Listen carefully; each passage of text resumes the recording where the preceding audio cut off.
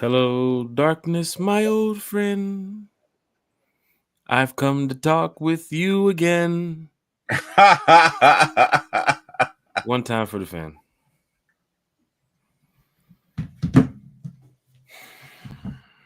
Apple Podcast, Spotify Podcast, Amazon Podcast.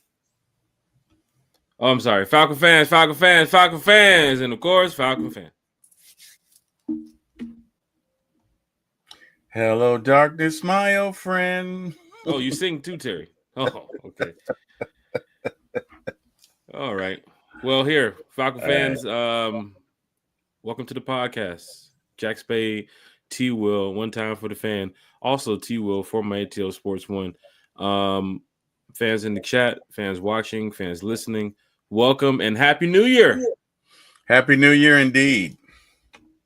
To all the fans of One Time for the Fan, to all the fans of the Atlanta Falcons community. I guess we can talk about the Hawks. How about those Hawks? No, I guess not. They're on a 2-game losing streak out west, and we talk about the Braves. Hey, the Braves have been looking good this year, Terry.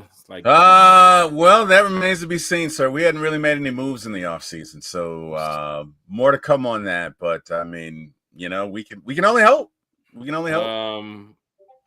Atlanta United. Soccer starts back soon, right? In Atlanta, yeah. Right? That we can talk about that tonight. Yeah, we can do that. We can do that. Why not? The Georgia Bulldogs. Oh shit, they lost it.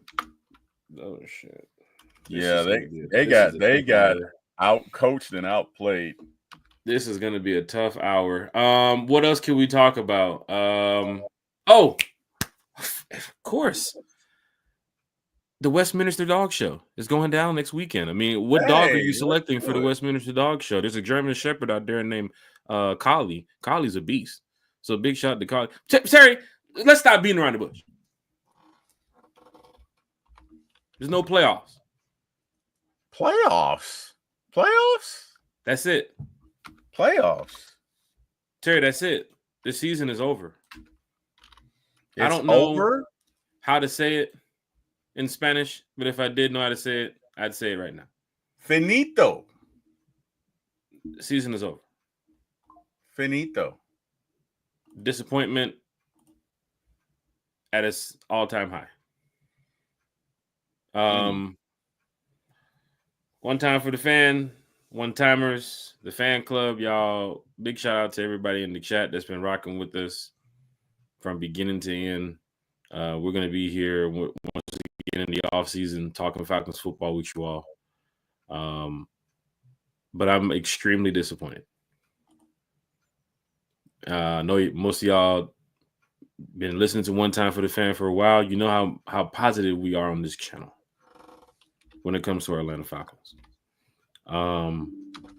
But to see the roller coaster type season that we've had this year, to get down to where we were today, it's kind of like I've been in the same position that I was last year when I was in New Orleans.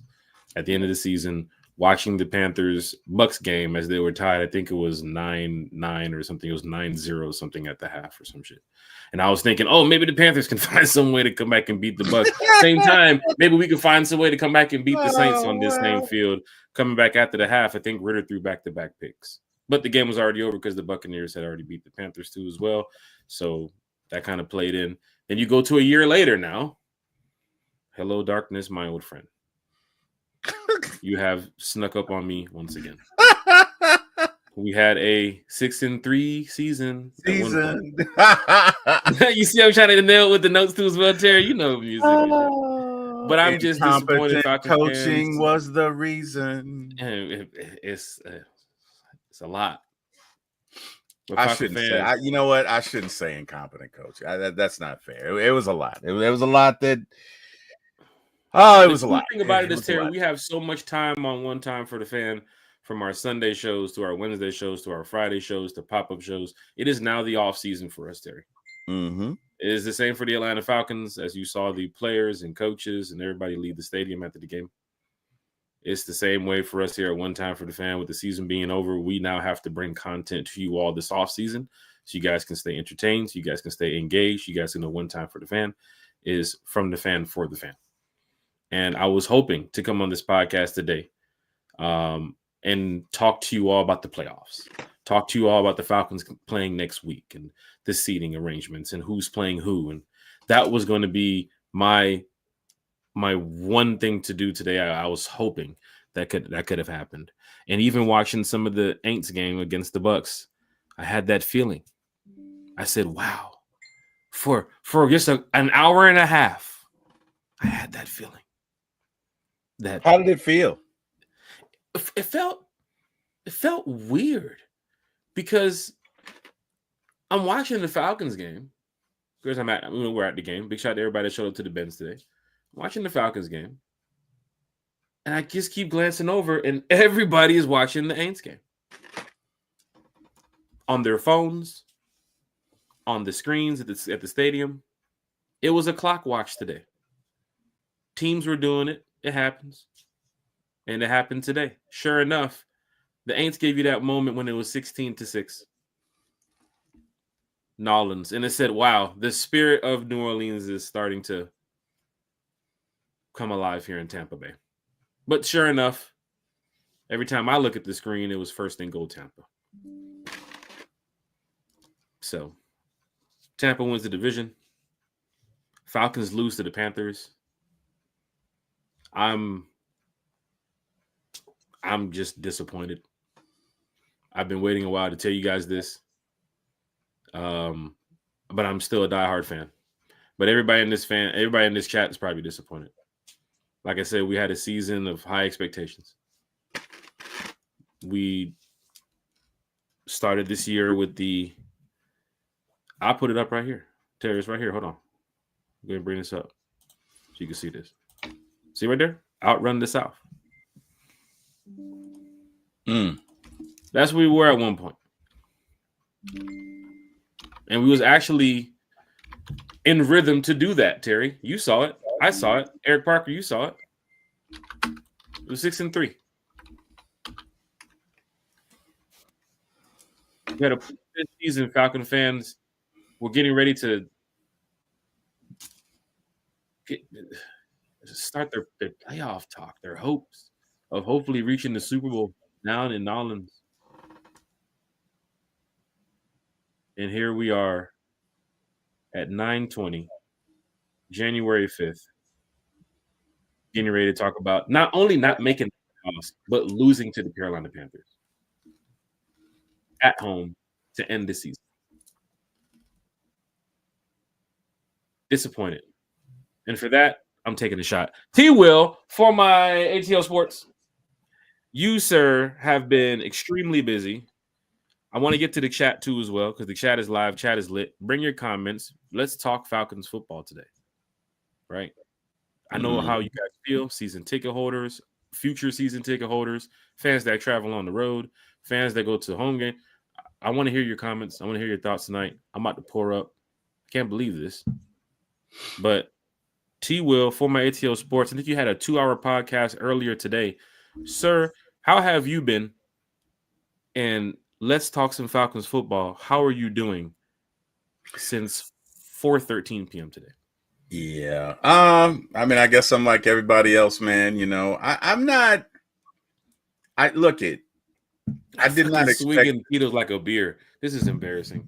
It's okay. Hey, it's okay, Jack. Let it out. Let it out. See, I've been a Falcon fan for 47 years, so I've been through some of these. I'm used to. Terry, please explain again for the people. How long have you been a Falcons fan? I've been a Falcon fan since Sanford and Son was still on TV, since the Dukes of Hazzard was on TV. I've been a Falcons fan, boy, back when folks were wearing tough skin jeans. And if you're old enough to know what I mean, you know how old I am. No, seriously, I've been a Falcon fan for about 47 years, and I've been through a few of these seasons. And look, I think the good news is the offense looked really well. The offense played really well. And even though, you and I were talking about this, and Penix was not accurate in the first quarter, he seemed to get it together, and he made some great throws, not good throws, great throws. He makes a play on the run over to the left side avoids a sack, throws a 30-yard, 28-yard pass to was it Ray in the first half? Beautiful pass too. Big shot to Ray, man. You know what I mean? And you go on to get a touchdown right there. So if you're looking on and it's all good. It's all good, A1. It's all good. We're gonna get to the chat in a minute. I see y'all over there talking Falcons football. Look at our offense played great. Our defense kind of they wet the bed, but I think that was more so scheme. And that was more so Jimmy Lake, and I'm expecting that Project Jimmy Lake should be over in a couple of days. So, the cool thing about it is what I told you, and of course what I told you. Not everybody in the chat, for those that do not know, I don't say too much. I would never speak on too much, even if I know things. But Terry, what I told you today, with what you know and which you saw, that defense really let a lot of people down today. They did. I don't know why. It was bad. The end. I'm not going to it. And you saw it. We couldn't stop anybody today. We were playing like prior to our winning streak that we went on. I don't know what the thought process was for that. Okay, but we did it. Our defense was bad today. And honestly, I just feel like it's time for a change. I feel like Jimmy Lake needs to go, and we need another defensive coordinator, Steve Wilks, whoever. And let's obviously keep Zach Robinson, and let's come back for another year and see what we can do. Let's go and address some draft picks. I feel really good, really, really, really, really good about this offense. This offense scored 38 points, and they would have scored 44 if they got the ball first. Look at it. One thing I can say about it, if these past 2 overtime games, if we get the ball first, we probably win both of them. That's no excuse. But I feel like this offense right now is good enough for us to win a Super Bowl. So our challenge this off season is to fix the defense. And honestly, I am fired up about it. I'm encouraged. I know everybody else is down in the dumps because they felt by some cosmic force of the Avengers that the Saints were going to win and that the Falcons were going to make the playoff. And I never felt that way. I felt like the Saints were going to ain't, and I felt like they find a way to lose, and they did, so we wouldn't have made it anyway. Now, losing on the last, it sucks. It's a bummer. But at the end of the day, even if we won it 80-0, because of last week, we weren't going to make the playoffs, right? So we are where we are. But let's look at the positives. Number one, we can't just also hang our hat on last week saying that the entire season fell on that Commanders game. You had a lot of mistakes that you made earlier in the season that put you in a position to get to that Commanders game where fans have that. What's the water boys say? Blood pressure Falcons? Is that what they say? Blood pressure birds. They call them the blood pressure birds. Yeah. Big shout out to the water boys and them. Shout out to Trey and Be Rich. Terry, I know you might get back to your comment too as well. I don't want to be in a situation next year where we're back at the final game of the season. I pray to God we're not. End of the season. I just can't. Why are we in this position, Terry? But go ahead, man. I know you got it, bro. No, it's all good. Look, we're in this position, like you say, not just because of last week, but I mean, if I'm being honest, and I say this with all the love in my heart, I feel like Raheem should come back. I really do. No, Raheem is back in the building. We're not even going to discuss much of that this season on One Time for the Fan. Raheem's back in the building. But I'm about to talk bad about him. So I wanted to preface it by saying, wowzers. I'm setting him up. You know what I mean? I'm like, hey, you're a nice guy before I. So look it. There are 4 pillars in which Raheem needs to improve. And again, before I get into this, I think Raheem is a great guy. The chat is live. We're going to the chat soon. Just be ready. I think Raheem is very intelligent, very articulate. I think he's a motivator. But here are the areas of focus that I need Raheem to address in the offseason. Number 1, timeliness of action. Okay? And I have 3 examples. One was Kirk Cousins. Okay. We should have pivoted from him probably 2 or 3 games prior to when we did. The other was Koo. We should have pivoted from him a month prior to when we did it. Those hurt us. That New Orleans game hurt us. Koo's been hurt for a while. He's been dealing with that hip for a while. We should not have waited that long. That hurt us. Secondly, the pivoting of the defense to the 4-3 and the aggressive style of play that we did prior to this game, Raheem waited until week 11 to do that. You probably should have done that 2 games prior, or maybe even 3 games prior. If you do that, we probably don't lose all of those games. So timeliness of action, that's a pillar, right? Those 2 areas. Clock management, that's a pillar. You cannot make that mistake that you made last week. You can't do that. I understand what you were thinking, but the bottom line is protocols are set in place for a reason. When Mooney catches that pass, it's 33 seconds. By the time we get up to the line, it's 16 seconds. You knew you had a kicker that probably was only going to be good from inside 52. You had him to kick a 58-yard field goal. You set him up to fail, right? That's got to be addressed. Your clock management, you really outthought yourself. That's got to be addressed. And finally, and some would say most importantly, Raheem has to tone down that ego. Okay. Now, Jack, I don't know if you heard the interview on One Time for the Fan. Listen to it on 92.9 the other day. Yeah. Okay.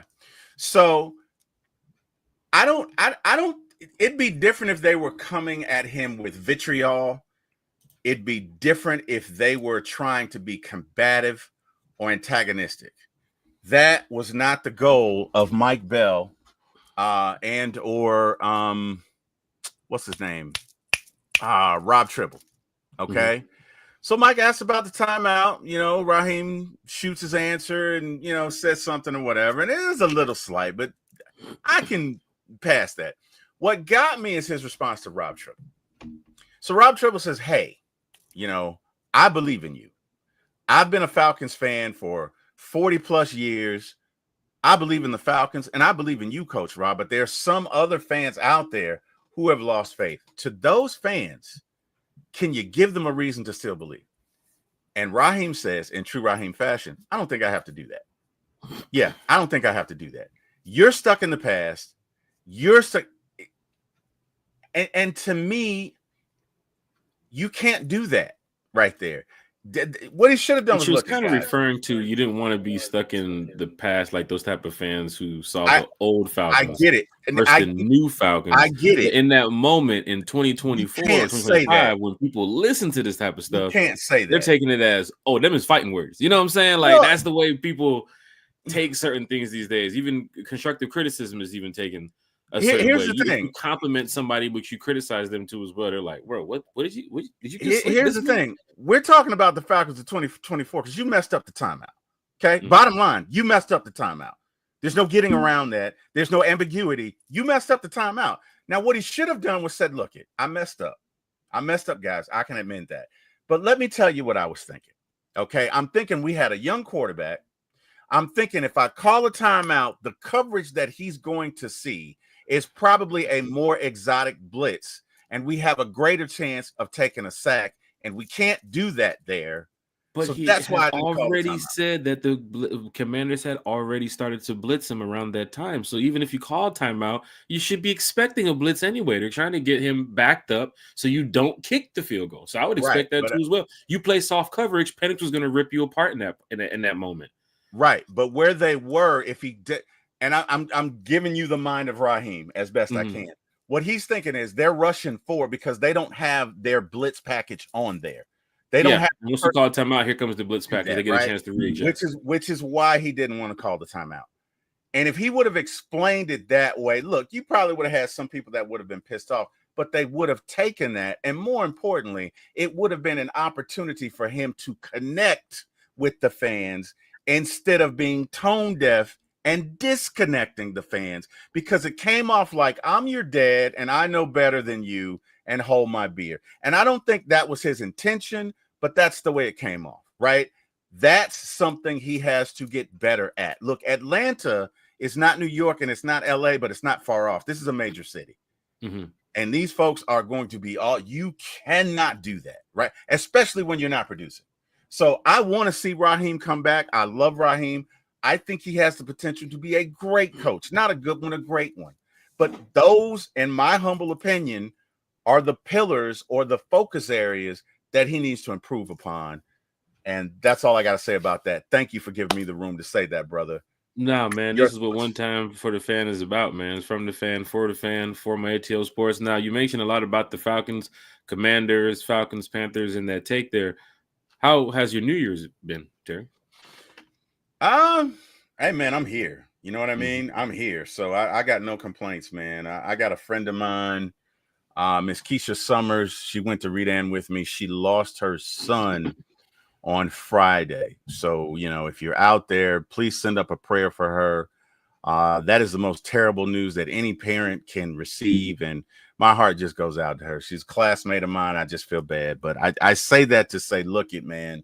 My New Year's good, man. I'm here. You know what I mean? 2024 was not it was funny. It was kind of like a tale of two cities. I got invited to One Time for the Fan, and that was great. And then I started my show, and that was great. And then my mom died, which sucked. And then I had 2 heart attacks, which sucked. So I'm hoping 2025 is much better. But I'm just happy to be here, man. Happy to be alive. I got no complaints, man. I got no complaints at all. I'm looking forward to the future.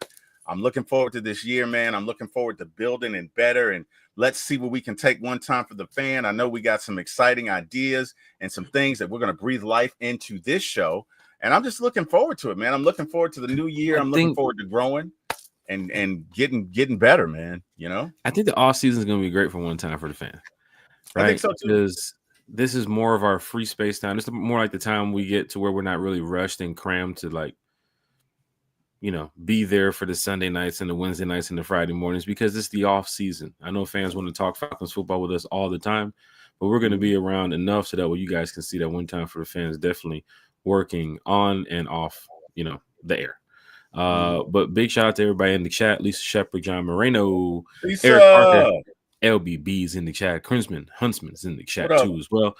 A1 Forever's in the chat. LB? Lisa Shepard has a question that I think we'll start looking into on Friday. I want to hear the presser from Raheem tomorrow and the presser from Terry on Thursday before we start giving our next take as to what's going to happen this offseason. Of course, with Terry speaking Thursday and Raheem speaking tomorrow, there's probably going to be no firings between those two this week, if anybody's expecting anything like that. But I think Raheem and Terry, for a lot of the fans I spoke to, they want to see Raheem and Terry back. And for those that saw what Terry has done the past couple of years here with Arthur Smith and in the first year with Raheem, if you say that's not good enough, then that general manager search starts about in 24 hours. Really, it started 3 hours ago if you knew you're going to get rid of your general manager. Because you see the Jets, they already are underway with their interview process of finding a new general manager. And that stuff takes time. You don't want to go out there and just find somebody within the next 2 weeks after, like, you know, an interview and a half. Like, that stuff takes time. So I do see Terry here with the crew next year. And of course, with the 4-5 draft picks, I think we have, you know, you have to get, you got to do some things in the off season. That's going to help you either, bring in some guys through the draft, or of course, bring some guys through free agency. But there are ways to get this team better on both sides of the ball, offense and defense. Of course, there's going to be players, on the way out too as well. Of course, there's going to be some players that's still going to be here in the building. So it's going to be great to see what that 53 for next year is going to look like. I think we know some of the names from Grady Jarrett and Chris Lindstrom and Michael Penix and Drake London and Bijan Robinson. So start building your 53 right now, right? Start filling in the places of what we need, because the draft is coming up. So we're going to have a lot of draft conversations with a lot of familiar draft Falcon fans that you all know from social media. These guys, just like us when it comes to the Falcons, like, they spend their days and nights talking college football. And big shout out to Berto too as well, who had called the Brandon Dorless pick, I think back in January when they was doing their film review. of some players that could have been drafted by the Falcons. Brandon Dorlus came up. Berto talked about it on his channel. Sure enough, 2-3 months later, Falcons select Brandon Dorlus in the draft, which I hope we're going to be able to see a chance to see more of next season. Don't forget about Brandon Trice too as well. He's going to be coming back next year. So one of our pass rushers, I think Falcon fans should be excited for. DeMarco Helms. What is his future here with the Falcons? So there's a lot of things that we can dive into this offseason that I think fans would be really entertained and engaged with. So it's going to be great. But A1 Forever is in the chat too as well. Big shout out to A1 Forever. Atlanta Falcons Fandemic is in the chat. One time for the fan. New year, new focus, new quarterback. Let's go. Hey, same old fans though, man, because we are here. We ain't going nowhere. So big shout out to Atlanta Falcons Fandemic. Lisa Shepard said, I'm out on Lake. The defense looked horrible out there today. So fans, if you agree, disagree, go ahead and drop it in the chat. Because Lisa Shep is over here talking Falcons football with us too as well. Eric Parker is in the chat. Falcon Commander is here in the chat. He said, hey, Falcons fam, go ATL Falcons, rise up Dirty Birds. Big shout out to Falcon Commander and the shout out on Twitter too as well. Big shout out to Falcon Commander here talking Falcons football. Atlanta Falcons Fandemic said, this fan is terribly upset and disappointed. Agree or disagree, Terry? I guess now that I've had time to sit with it, I mean, look, we weren't going to win, right? Yeah.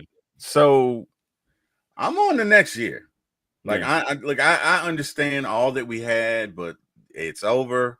Once that clock strikes zero, I'll move straight to 2025. The party's over, bro. So let's go ahead and that's why football is so great, because success is so hard. It's hard to win in the National Football League. It's hard to make the playoffs. And I mean, for those of you who are upset, you have every right to be. You have every right to be. But at the end of the day, we're going to come back next year and do this damn thing again, right? And the good news is we got all of our offensive weapons coming back next year. So really all we got to do is fix the defense. We got a member of the Fast and Furious Club tearing up these streets in Atlanta. DJ Towns is here. He said, I'm back and I'm pissed once again. DJ usually shows up when the Falcons, or as DJ says, when the Falcons are falconing. That's when he usually shows up to the chat and the channel to talk Falcons football with us. Big shout out to DJ Towns, man. Lil Dez in the chat. Atlanta Falcons Fandemic, he said, LOL. He said, even Raheem Morris was watching the big screen, shaking my head. Atlanta Falcons Fandemic is in the chat. And we have a, can't say special guest. We have a special friend here joining us who is always around talking Falcons football with us. Miss Carrie. Oh, she's about to go in. She got the camera on. She's about to go in. She's about to go in. Oh, she really is about to go in. She's ready tonight. She wants you to see the face tonight. She is ready tonight. Oh, hey, man. Carrie, let me tell you something. Carrie talks Falcons football, which you all know, but you guys are not in the one time for the fan chat. Carrie wants to talk Falcons football. Like this moment, these past couple weeks have really, shown Falcon fans that we really need to stick together at times like this because there's a lot of people going back and forth and arguing, right, about players that they haven't even met, right? Yeah. Players who don't even know them from a can of paint. People talking about want to fight you and all that. It's crazy how all this stuff started. But you have somebody like Carrie who is on a podcast today with us here on One Time for the Fan. He was on a podcast earlier too as well. He was on a podcast yesterday, I think as well, right? When I was at work. Carrie wants to talk Falcons football. Yeah, were we on a podcast yesterday, Carrie? Was that yesterday when I was at work? It was your podcast, right, Terry? I was on the Beard Gang, finally, yes. Oh, no, that was Friday. Oh, Friday. Was that Friday? Yeah, that was Friday. Yeah, Friday. You guys were on for like 2-3 hours. So she was on. Yeah, she was on. Carrie, you have been busy. So she was on my morning show because I did a morning show Friday, and then that's when I joined. And then she joined the Beard Gang later that day. So yeah, Carrie's been getting it in, man. But either way, we're always happy to see you. So, Carrie, regale us. What are you thinking? What's going through your head? Like, what's up? I'm gonna run through these comments while Carrie's giving her. Okay, cool. I mean, where do you start, right? What do you want me to start with? I have so much on my mind. Oh, hi. Let's start with the off season. Falcons bringing Kirk Cousins. Wait. What? Stop. No. Okay, I'm saying let's go. Let's go This is today. the bad Let's part go. of actually being on camera. I gotta I can't hide my reaction. Let's go Falcons. Panthers. The game. Oh man. Okay. Well, where do you begin? I mean, season's on the line. The Aints gave us hope. I was watching the score. mm-hmm. They're winning the whole game up until the end just to disappoint us. That's why I told you guys don't go, not you guys, but just Falcons fans in general, don't go on the record rooting for the Saints, because now you guys are on record rooting for the Saints and they did you no favors. What did that do? I'm never going to be on record rooting for the Saints. I told you guys I wanted a miracle and I believe in miracles, and that's as far as I'll go, okay? I believe in miracles. Let it fly, you sexy thing. Miracles? I believe in miracles. Literally. So I don't know. That was really hard to watch. I know some people have said like it seemed as if the defense gave up on the coaching staff, which it seemed like they weren't ready from the jump. It's crazy. It wasn't even like they gave up throughout. As the time went on, it just seemed like I mean, I had tweeted out, "Come on, boys, like the Aints are doing their job, like we got to do ours. Like it's not time for Cabo yet. Like come on, man." Like I was so frustrated. Like what are we doing? Bryce Young was just having a day. I mean, he broke a record for the franchise record for the Panthers for something. I don't know, 2 rushing touchdowns and 2 passing touchdowns or something. I don't even remember the exact stat, but another quarterback, having their day, having a great game against us. Very unfortunate, but Bryce Young has been playing really good, and I've been saying that like the last few weeks he's been playing much better football. He's gotten a lot more confidence, and he's been playing a lot better. But the Falcons are a much better team, and I believe we could beat them. I didn't think it was going to be a slouch or an easy game, but I definitely thought we would win. And I just thought it comes down to the Aints pulling off a miracle, right? Mm-hmm. So it's just very unfortunate. I feel the only thing that could have been worse today was if we lost, but the Aints won. That's like the only way today could have been worse for me. Because I don't know, that would have made me very upset. Obviously we lost. That's crazy talk. I can't believe we lost 2 overtime games in a row, both where we did not get the ball back. Like when was the last time that happened to a team? 2 weeks in a row, overtime. I don't know, but we need to start calling tails. I'm just saying. We need to we need to start calling tails. Lord. We need to start calling tails. Or whatever we called, we need to do the opposite of that, right? I'm just saying. Well, the funny thing about it too, especially with last week and then this week, you kind of look at the future in the NFL and say that these 3 quarterbacks are going to be battling for the next couple of years. Oh yeah, Jaden Daniels, Bryce Young, Michael Penix Jr. So, I mean, it's great to see that this is the future of the NFL. Of course, there's going to be a new class coming in a couple months, but from what the scouts are saying, not too many really good quarterbacks are coming out this draft. Of course, they got Shadur and they got the kid from, I think, Texas is coming out, but Cam Ward from Miami. Cam right? Ward too as well. I mean, but it's stacked with running backs, it's stacked with offensive linemen and a lot of receivers too as well this draft. So, but it's just great to see that, this is the competition that Penix has to deal with. But today, just extremely disappointed. I mean, Carrie, I did mention it too as well. A lot of people were, screen watching. I think some fans probably, caught some of the coaches looking up at the screens, as they showed some of the highlights from the Aints and the Bucks game. A couple fans have pointed out after the game that when they realized the Saints had pretty much lost the game, And it was starting to go, I guess, into that overtime period, and they just kind of gave up at that point. It was just like, there's no reason to even go out there and finish the game. I mean, you let Carolina literally drive the ball down the field and score. Yeah. Just like they were doing all game. Even if that's true, I still feel that's loser mentality. You can't just give up on your team. You can't give up on your I feel like you give up on the fans, you give up on the team. You're a paid professional, you don't give up, and you want to close out the season with the win, regardless, in my opinion. And so I don't really like that. And I also feel that I don't know, regardless, you should just put out your best effort, But I guess they just see, oh, well, we lost it. It just reminds me of last season against the Panthers when everybody gave up on Arthur Smith, and I felt like they gave up on Jimmy Lake today. That's how I feel. Even just hearing the conversation from the fans, after the game, and me being a positive fan, I'm always trying to find some way to bring the fan, say, hey, man, look, we're going to have a good 2025 season. We got young talent. We got some stars here. But everybody's just like, I don't want to hear that shit. I don't want to hear that shit. Everybody's in that mode where, we lost. This season is like it's the end.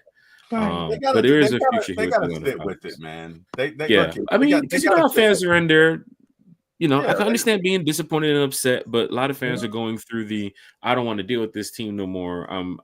It's the 5 stages of grief. It's the death of a season, and they got to go through anger, denial, bargaining, all that other stuff, and finally acceptance. Again, I get it, right? Everybody's not Jack, everybody's not T. Will, everybody's not Carrie. You know what I mean? Some people really have to process. You know what I mean? There's somebody right now drinking probably 2 bottles of Tito's, getting wasted because they just can't believe it. They're probably not going to go to work tomorrow. Probably call off for 3 days. Look it, man. At the end of the day, sometimes stuff doesn't work out. I hate it. I love my Falcons. But you know what, Jack? I woke up this morning, right? You woke up this morning, right? Carrie, you woke up this morning. So are you trying to tell me life goes on? No, what I'm saying is, look, here's what I'm saying. It'd be different if we didn't have a quarterback, right? Guys, we saw this offense come out and do whatever they wanted.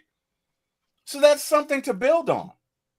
We the past 5 weeks, we've had the best, well, with the exception of this week, we had the best defense in the league. So I have no idea why we did that today, Carrie. I have no idea. I can't put any logic to it, and I'm not going to try to, right? All I'm saying is that, guys, we have the imprints of a very good team. We need to learn from our mistakes. We need to get rid of Jimmy Lake, and let's keep it pushing. Let's come back for the revenge tour next year. Let's make the playoffs. Let's make a deep run and have a big old celebration the end of next year. Okay? But look it. The problem is this was supposed to be the revenge tour this year. Yeah, but I guess for me, the funeral for me was last week, right? I don't know what y'all was thinking. But pretty much when the clock hit 0 last week, that was it, bro. Because if you thought that the Saints were going to beat Tampa Bay, I got some properties to sell you in Brooklyn. Look it, I'm going to put about $1,000 in your bank, Jack. I need you to give me back 5, but I'm going to give you your money back, okay? Because if you believe the Saints were going to, bro, it wasn't going to happen, right? Hey, they made it competitive. They got our hopes up. I'm not going to lie. But at the end of the day, it wasn't going to happen. They gave us hope at one point. Yeah, there was never hope. That's the thing. There was never hope, right? It's like if you sit down and play me against Spade, the game was over when you sat down. You didn't know it yet. You didn't realize who you were going up against, but the game was over when you sat down. Look it. When that clock hit 0 last week, our season was done. So my funeral and processing began last week, right? This was just a formality, right? We're here now. But what do we have? We have a great offense in place. We're getting Rondell Moore back.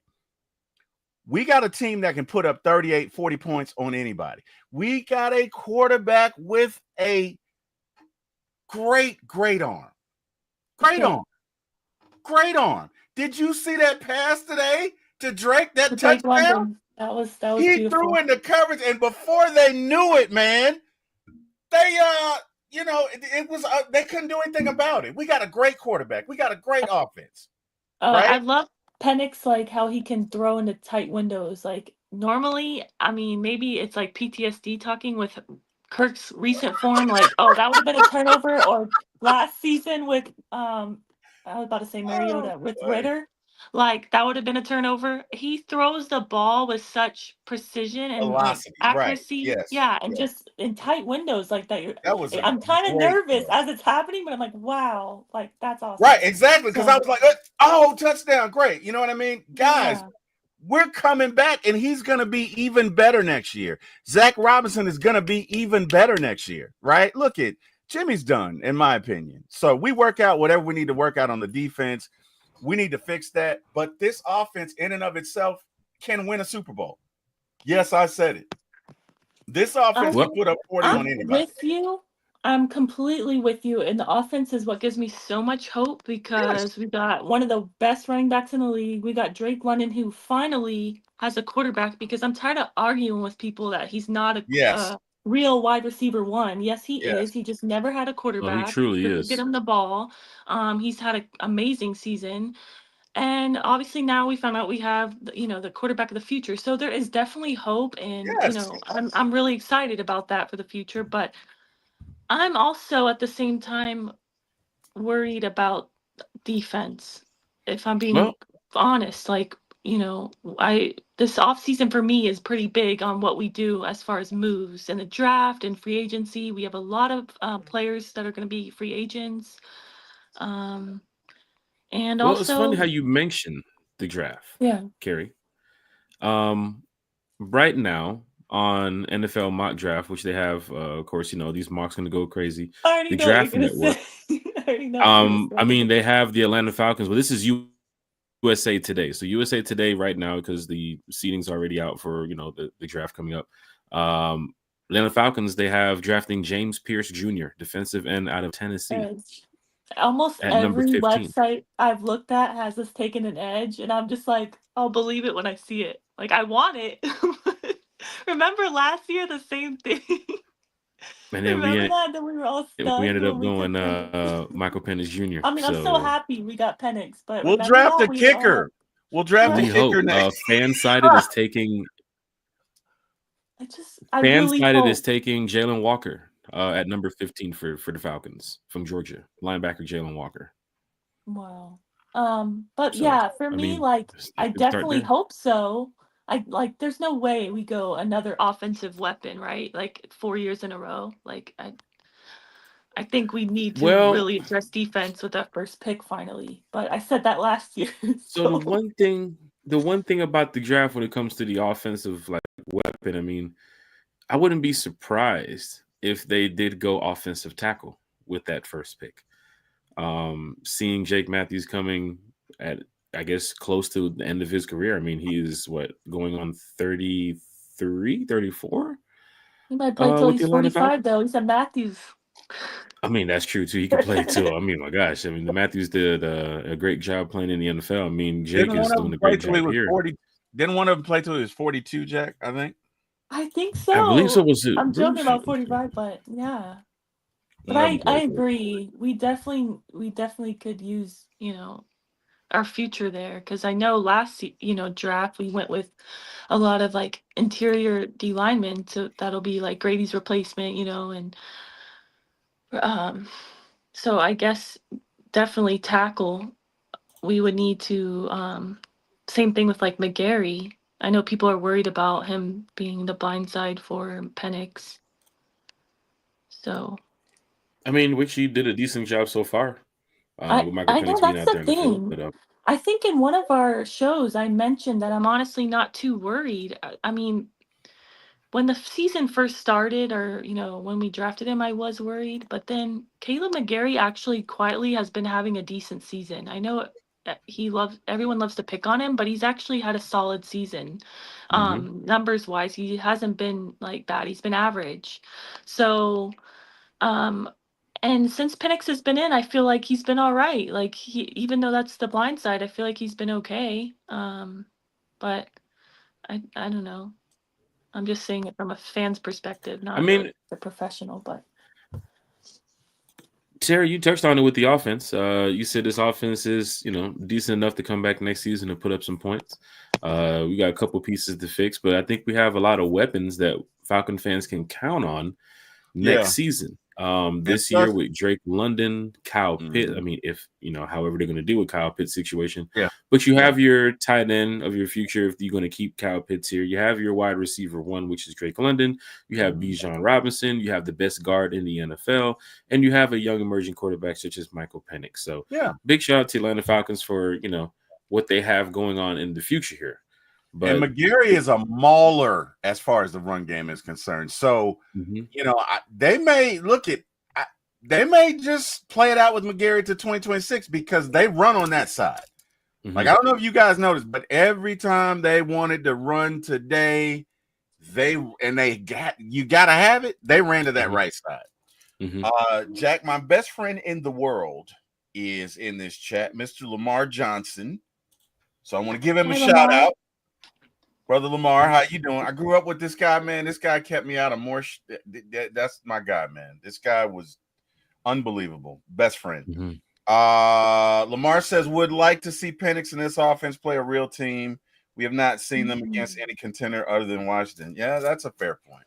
But I guarantee you this, you're getting ready to see some challenges next year with everybody being back at full strength for, what we know how the NFL works. And then, of course, you have the schedule dropping May 15th, 16th around that time.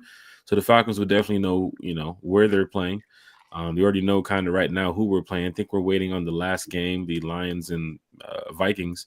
Once that's over, I think we'll find out if we're going to Detroit or Minnesota next season. But Falcon fans, you have San Francisco next year in San Fran, which is a very hostile environment, right? Let's be serious about that. Also, you're going to Arizona, which Arizona beat you 2 years ago, too, as well, in Arizona. That was a 2-win team at that time. Of course, it's a new year, new season. Anything can happen.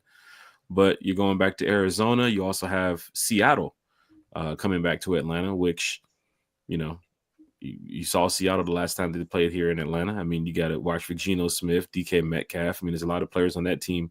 I think it gave Atlanta some trouble. And then, of course, you have the Rams coming back. And then you have to head to the AFC East. You have to go to New York. You might be playing Aaron Rodgers. Could be playing a new quarterback there. You never know. It's going to be a new head coach. Going to be a new general manager. So they're going to be looking for a turnaround there in New York. You have to go to New England, which I know a lot of Falcon fans here would hate to go to because it doesn't matter if that guy's not playing there for New England. Their fan base, their environment, what they have in New England is an ugly environment. You hear it from a lot of fans who's traveled to New England before. And of course, with the Falcons coming back, guess how they're going to greet us? Guess how they're going to greet us for that entire time of us being there in New England. No matter if their teams suck, they're going to remind us. 28-3. They're going to remind us of who we are. And that might even be a day. You know what? I'm just going to call it right now. That's going to be a day where the NFL and the New England Patriots decide we might retire his jersey or just bring out a damn, we might just bring him out for the game halftime. You know what I'm saying, Terry? That's some petty stuff that I can see them doing is bringing back, the Super Bowl winning team or players from that team that year at the Falcons game. Like, y'all just randomly picked this game to bring those players. You know what I'm saying? They have an ugly pettiness side to them. And that's why they suck this year. So yeah, and of course, they just fired their head coach too, so they'll be looking for a new head coach. Gerard Mayo put into a bad situation over there too as well. And then you have Miami, who right now, breaking news, Tyreek Hill said he wants out. He said he loves Miami, loves the weather, it's great, but he wants out. He feels like for the rest of his career, he can contribute somewhere else. Don't know how the Dolphins organization is going to take that, but obviously their offseason has started today. And with their offseason started today, they're going to try to work some, negotiations with Tyreek, but I think Tyreek is gone. So Tyreek Hill is probably going to be hitting the market. So that's going to be a totally different Miami team. Also, Buffalo. You got the Buffalo Bills next season. And fans know that the Buffalo Bills, they love to score touchdowns. So you have to be defensively ready that game too as well. And then I think you have who else? The NFC North you have to look out for. So could be playing Minnesota, could be playing Detroit. You have the NFC South too as well. But next year's schedule, Falcon fans, it's no cakewalk, man. And we can't go off of that easiest schedule stuff no more either. No, we can't. I think we bit into that shit so hard before the season started. Like, oh my God, easiest schedule. Love it. We're gonna go out there 15-2. Didn't happen. Disappointments at an all-time high. But guess what, Falcon fans? We're still here. We're still talking Falcons football. Chat is live. Chat is lit. A1 Forever. John Moreno in the chat. 82 Monte Carlo in the chat. He said this raggedy ass Panther fan with an iron on Cam Newton jersey had the last laugh. Terrible. Sheesh. That's tough. Lisa Shepard said Jimmy Lake Lanier is not it. Somebody posted on Twitter too. Was that Carrie? You posted it in the chat about somebody said the 2 most dangerous lakes in Georgia, and they put Jimmy first and they put Lake Lanier second. Oh, that's good. That is hilarious. That is good. That is good. Yo, my brother says Penix to Hill. I don't know Penix about to Hill. Penix to I Hill. mean, Tyreek. I don't think it's we're gonna not. Yeah, I mean, right now, look at a team that needs a number 1, and that is desperate for a number 1. Carolina can throw him in the bag. Carolina doesn't have a solid number 1. I wouldn't want to see him in Carolina. I don't think he'll go to a Carolina 2. Tyreek Hill wants to win. If you're leaving Miami and you have Tua and Mike McDaniels and some of those guys down there, you're going to a team that, shoot. I'm just trying to throw a team out there that can use him. Kansas City. If you say Kansas City, you know how that's going to be too as well, because Kansas City's like he's already been there before. But I can maybe see him going to if Shedeur goes to the Giants, maybe he goes to the Giants over there, Malik and them. I mean, that'd be pretty nasty to help him out. Some team's going to have the bag. They're going to offer him the bag. Stuart Jenkins said Project Rich McKay should be over. Sheesh. I've seen that. Penix to Hill, though, man. Can you imagine that? Penix to Hill? I mean, you have the quarterback that has the deep ball arm for it. God. And I will say that I think next year with the right plays and to get him in the system that is fit for him. Of course, he played, the last 3 games of the season. I wish they would have threw him in the mix earlier. But if you get Zach Robinson in the right space with Michael Penix, if it's going to be Zach Robinson, get him in the right space with Penix. I think you can see a lot of passes next year where it's over 30, 40 yards. Penix has an arm and he wants to show it off. He did it a couple times. I think he did it in the Washington game. He did it in the Giants game too as well. He has an arm. He got a cannon. He did it tonight, man. He did it tonight too as well. That throw to Drake for that touchdown? It was. Yeah, that's right. He did do it. Yeah. He threw that thing so quick. Like, it was like out of his hand and boom.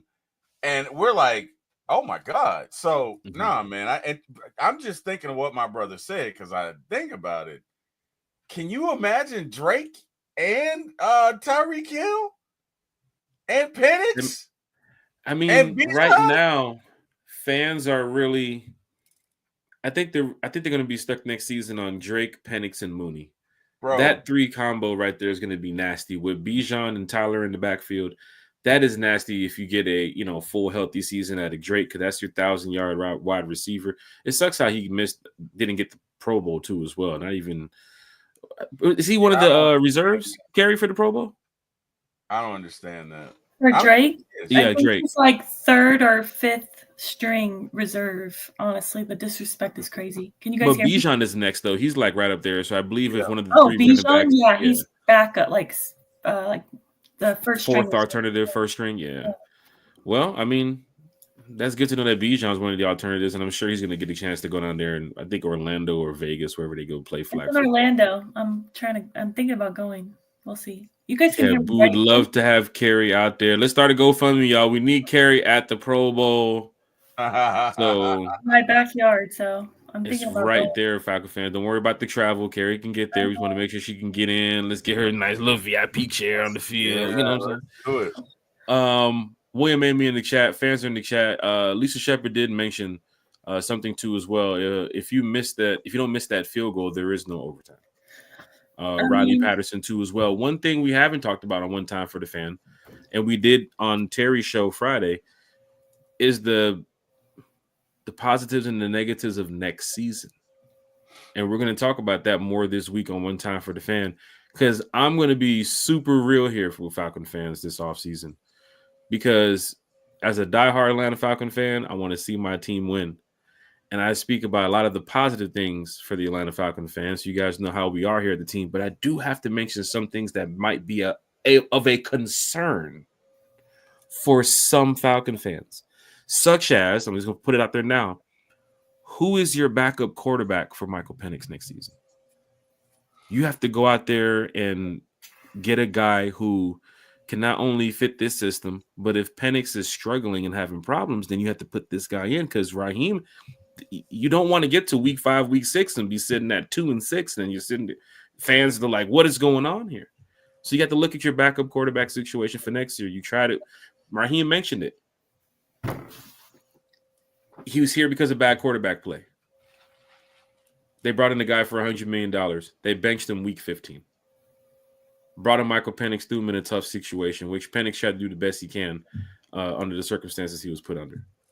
And big shout out to Michael Penix for this. But next year, you get to see the real Michael Penix. And hopefully it is Zach Robinson again, so maybe we can see a, continuity. Zach Robinson, especially his traits and skills of what he had at Oklahoma State. So I'm guessing with a guy like Michael Penix, you can get the deep ball out 3, 4, 5, 6 times. Oh yeah, that the way you wanted to. Versus Kurt, you knew you had to throw it like 20 yards or less, 15 yards or less. It was kind of like Matt Ryan too, like the end of his career. Like Matt didn't want to throw the deep ball all the time. Everything had to just be short and sweet. But then again, offensive line couldn't block worth a damn during the end of Matt's career. No, they could not. But for Falcon fans looking at the future, things we have to talk about here on One Time for the Fan is the draft. I just mentioned James Pierce Jr. was a name that USA Today is throwing out. Jalen Walker, a linebacker from Georgia, is a name that FanSided, another draft journalism company, is throwing out. So 2 companies are already saying defense. Kerry, you did mention it too as well. Yeah, but it happened again last year when it was yelling defensive players. I think this year we stay the course. There's no way there should be no way outside of an offensive tackle. If you go get a wide receiver this draft, it's like, no. Why did you go at number 15? We went wide receiver, so we don't trust Mooney and Drake. Oh, we're just adding to the offense. Okay, but I understand. There's going to be moves in the offseason where this player may be, where this player may be. I think fans want to see more of Ray in this offense next year with Michael Penix, Mooney in this offense with Michael Penix. And some fans, I heard them chatting about Kyle Pitts and his future here with Atlanta. They want to see Pitts get a go with Michael Penix. They believe that with Pitts and Penix, that could be a deadly combo. That's what some fans are saying. They said the Kurt Pitts move didn't work out, but they feel like Penix can distribute the ball. The way he stands in his pocket and goes through his reads, he wants to get the ball to his receivers. You saw it today. The kid can. I like him. I really do. So I want to see the best for Michael Penix and surround him with talent. You have a stud in the backfield by the name of Bijan Robinson, which you guys saw go off today. Yep. So your future here is, are you going to run the same 2-back system that you're going to do next year? Are you going to give Jace McClendon more work? Of course, Avery Williams seems like he might even be back with the punt routine with the special teams. So I think you might have your running back room already locked up. So you might go to the draft and say, we don't need another running back. So take that off your draft board, right? I mean, there's some things you got to look at this offseason and wonder where the Falcons going to address first. Is it going to be the defensive tackle? Is it going to be the edge? Matthew Judon situation, Justin Simmons situation. Don't forget CB2. I mentioned this on T-Will's show earlier. That, for me, that's a big need. Yep. Falcon fans, you have to look at cornerback 2 with Mike Hughes, Clark Phillips, and D. Alford. Did those 3 guys give you enough of a cornerback 2 type presence to help AJ Terrell? For yourself as a fan, I mean, most people would say no, they didn't. that Minnesota game was tough to watch. Anything outside of AJ Terrell was tough. Honestly, a lot of plays in the secondary this year outside of Bates, Jesse, and some would say take Justin Simmons out of there. Right. But Bates and Terrell, them was like straight lockdowns. Like straight up lockdowns. Like AJ Terrell, he put Terrell Allen probably like week 2, week 3. Terrell Allen was there for the rest of the season. So you're talking about a lockdown corner, and you need to get somebody else beside him because it will make it easier in Jesse Bates and Justin Simmons in the back. It will make it easier on that front four who became, or that defensive front that, helped become one of the hottest defensive pass rushing units in the NFL after the Falcons bye week. I'm sorry, I got distracted. I'm laughing at Eric Parker's comment. He said we can bring back Judon as a CB. Jeez. I'm sorry. And not even going off of D'Angelo Malone and Arnold Ebiketie, Eddie Goldman. Big shout out to Eddie Goldman. Eddie Kane, and let me tell you something, man. A lot of Falcon fans put Eddie Kane down at the beginning of the season and said he won't make this team.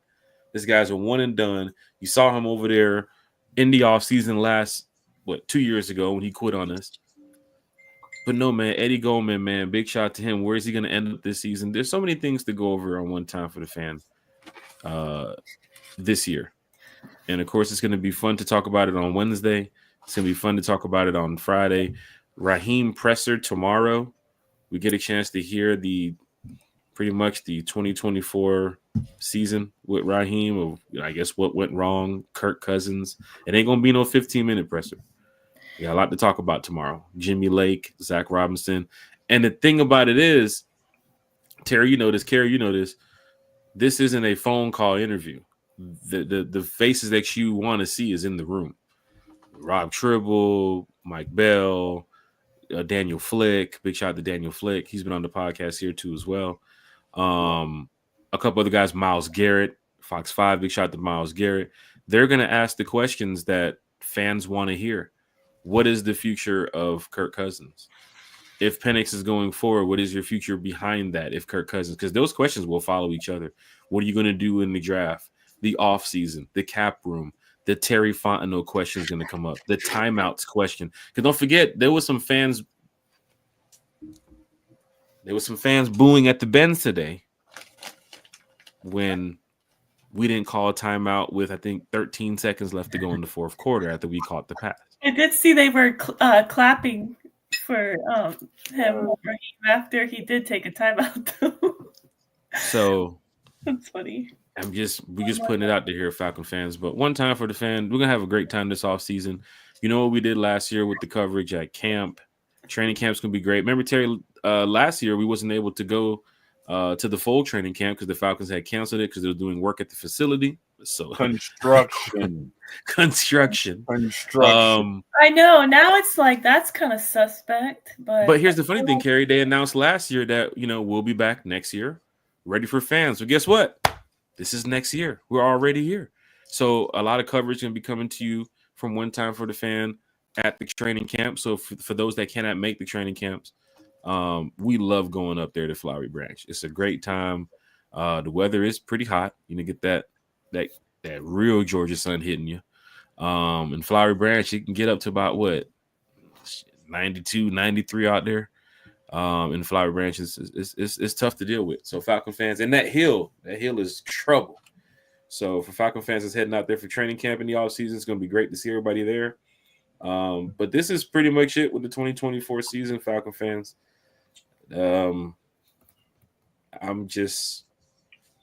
I don't know, man. I can't believe we're at this point. I could have sworn it would be better. And end of October, Kirktober. Remember that? Kirktober. We dedicated a month to our starting quarterback. And a month later, he was benched. But when we did that, what did I tell you, Jack? We dedicated an entire month, regardless, to our quarterback. What did I tell you? A month later, the dude was benched. What did I tell you this entire season? What did I say? I said it's a long season, right? It's a long season, and these words ring true. And look, it didn't work out, but I'm not discouraged because And no disrespect to anybody who is. I get it. But guys, we are a quantum leap ahead of where we were last year. Last year, we didn't have a quarterback. And if you don't have a quarterback, you don't have a chance. You're not going to win. You know what's we crazy? didn't have a quarterback. We had Bijan and Drake and Kyle. We did not have you Mooney. Say to the fans that can say we don't know if we have a quarterback yet. We just have a guy who played. I would say go back and watch the last 3 games. That's what I would say, because clearly you missed something. Because if you think we don't have a quarterback, then you need to watch, okay? And you don't need to watch the abridged version. You need to watch on YouTube TV the full version, because you need to see 9 hours of this guy zinging passes, because clearly you missed something if you can't see we have a quarterback. That's just me talking, right? That's number one. We have a quarterback. We have a stud running back. We got another stud running back. We got another stud wide receiver who was hurt today. We got a gimmicky little shifty guy who can catch most passes. We got an offense that put up 38 points and probably would still be scoring if they had the ball.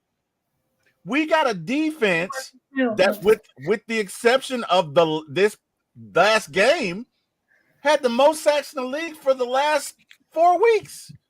So it's not like we're working with nothing, guys. Right? But last year we sucked. We knew we sucked. Did we Our suck? quarterback sucked. Hey man, let me tell you something. You know what's crazy is last year you say we sucked, but we were 1 game behind where we are now. That's what's sad. I mean, it's not that I'm not hopeful. It's just disappointing is the right word. One game. It is. It's kind of weird too.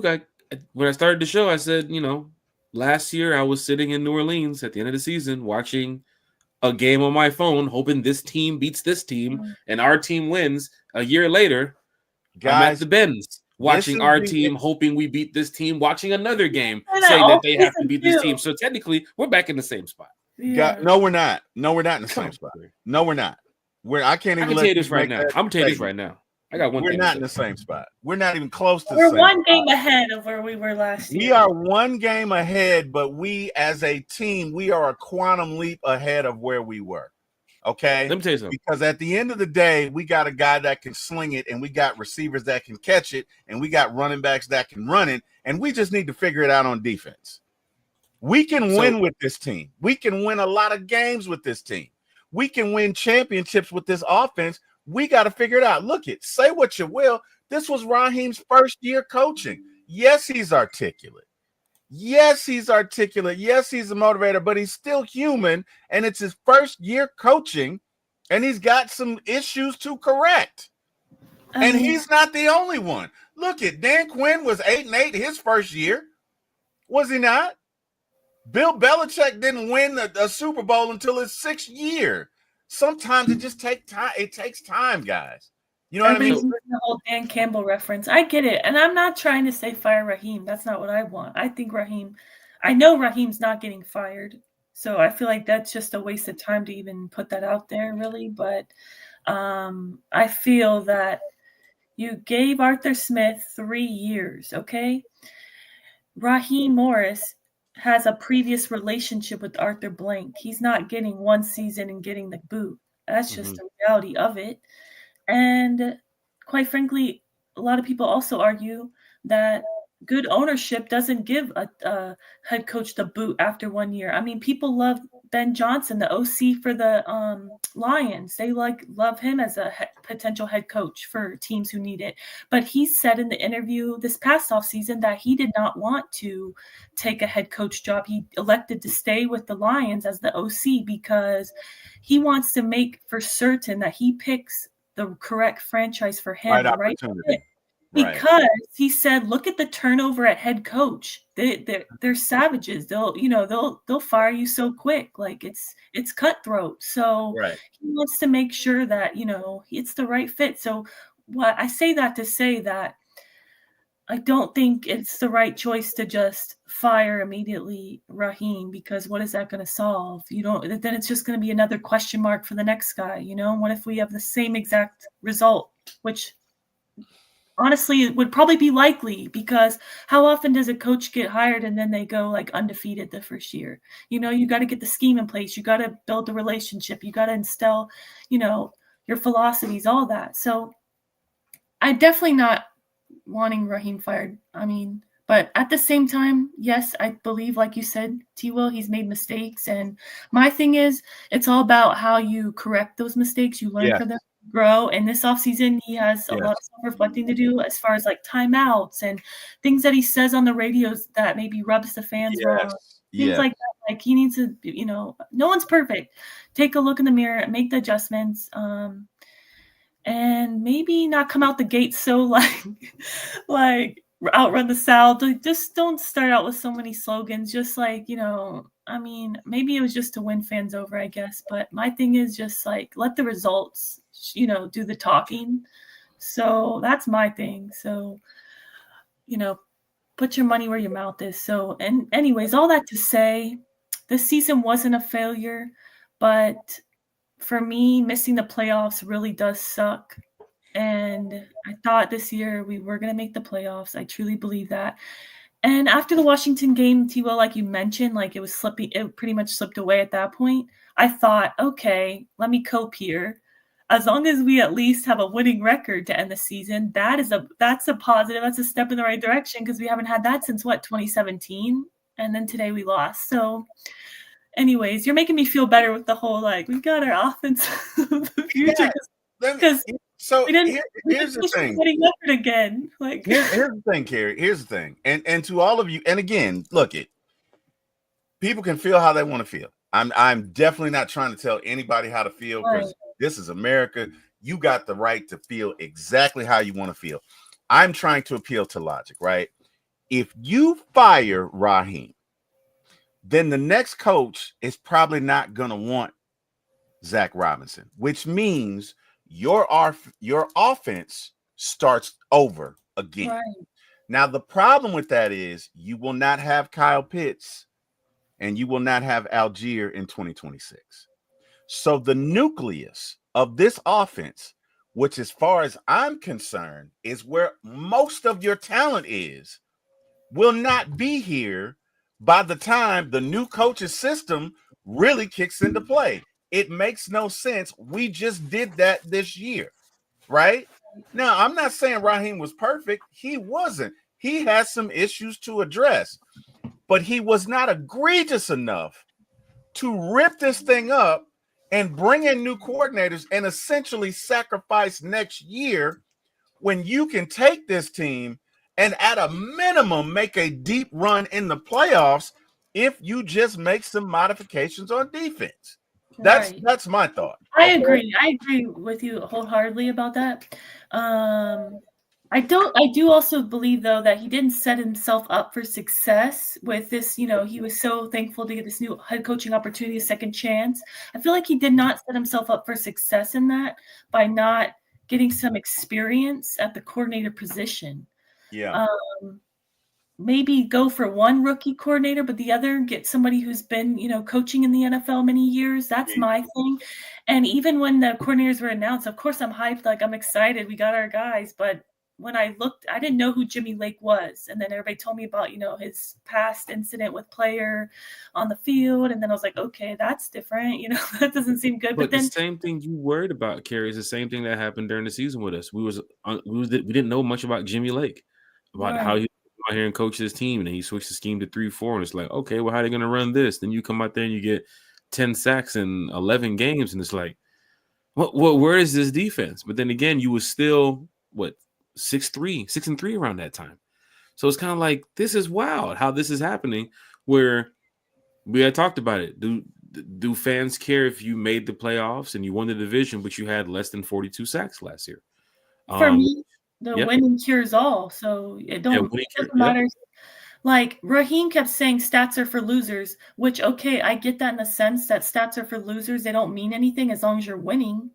Then stats are for losers, sure. Like no one cares about the stats if you're, you know, winning every game. Who's going to look at the stats?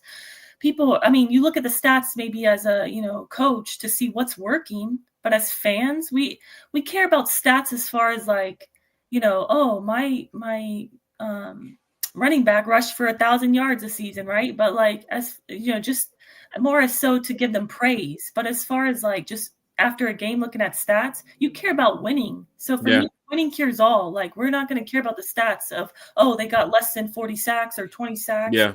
If you're winning the game. No, you're right about that. Because even during that Denver game, we went over the stats here on the podcast where Bijan had like 500 or 600 more yards more than their running back in Denver at that time. And our star receiver had like 400 or 500 yards more than Cortland Sutton, and touchdowns and receptions and everything, and Mooney too as well. And then you get out there against the Broncos and then they just whoop you. You know, straight up, they just whoop you up and down the field. You're looking at our offense where everything was just stalled that day. So, like, where did our offense go? And then the week before that, the guy who was missing kicks for you ended up making kicks for you the following week. So it's like, this is weird. The offense goes away, but the guy who's missing kicks at the Saints game is making kicks here in Denver. So a lot of things to go off of this season, but let's not focus on just the negativity, because there's a lot of fans in the chat that want to get to 2025 season now. So of course, like I mentioned, Raheem does speak tomorrow. Terry does speak on Thursday, I believe. So for Falcon fans, that's going to be a good time for us to catch up with you guys on Wednesday to find out about what's going on with the Falcons between now and Wednesday with Raheem's comments, and of course any news around the NFL that may affect the Falcons, or what's going on in Flowery Branch or that locker room and at Mercedes-Benz, because players are going to go clear out the locker room. There's going to be a lot of interviews. The media is going to be getting involved and asking players about their future and stuff. So you never know what you might hear from, of course, Falcons media. And then, of course, Terry speaks Friday. We have breakfast at One Time for the Fan on Friday. So that's going to be great to chat it up with the fans about that. But I know William Amy's in the chat, and a lot of fans are in the chat here about Terry and Raheem and, them being here next year. I do think Raheem, and of course, I'm good that Raheem's going to be here next year. I think Terry's going to be here too. Now, what type of extension they're going to put in place for Terry? T-Will, you did mention that, this big draft class around that 2026, 2027 time. I think Raheem's contract is close to that time too as well, right? He did a 5-year, I think it was. I think so, yeah. So I think so. You're at 2025 right now. Give Raheem give Terry another 2 years here. And Terry's a guy, you might need him here to fix that cap that you guys are mentioning too as well. Mm-hmm. Oh, our cap is getting 8 because of Kirk Cousins. Well, who fixed our cap the past 4 years to bring in guys like Jesse and some of these other a guy like Terry Fontenot? The biggest thing about it is Terry speaking Thursday, when I believe Black Monday is tomorrow, right? Terry and Carrie in the NFL, they call it Black Monday, where coaches get fired and people's up out of they're clearing out their locker room. That's what they call it, right? Right. Is it called? I think it's called Black Monday. That's what they call it. That's correct. Not to be confused with Black Friday, which is a time where you can get a lot of shopping deals. Black Monday is a time where NFL coaches lose their jobs.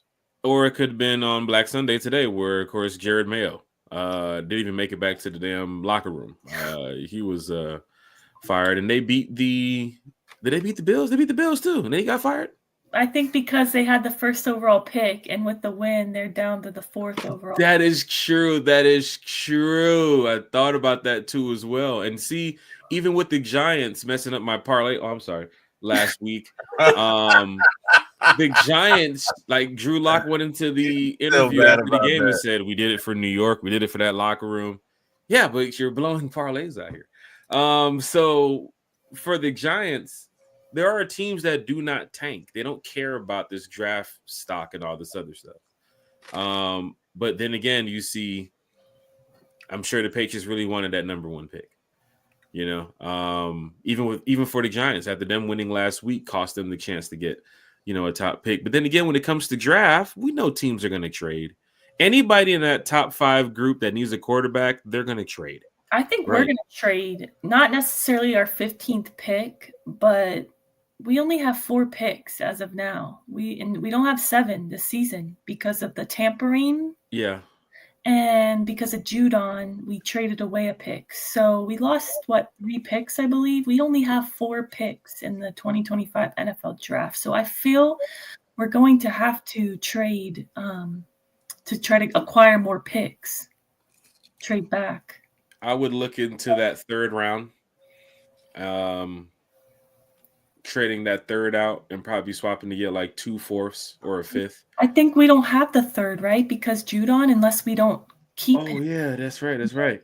Don't we get anything? Do we get anything back from Calvin? No, we get nothing back from Calvin, really. Damn. Well, yeah, we literally have 4 picks this draft, which is wild. So here's the cool thing about it, Falcon fans. We have so much time to go over these things, write them down. Of course, here at One Time for the Fan, we'll write stuff down too as well in our notes about, how can we go about addressing this team this offseason. We can go over the linebacker unit. We can go over the defensive line. We can go over the draft reports. We can go over the secondary, Jimmy Lake, Jerry Gray. Anything you guys want this offseason, One Time for the Fan, we can talk about it.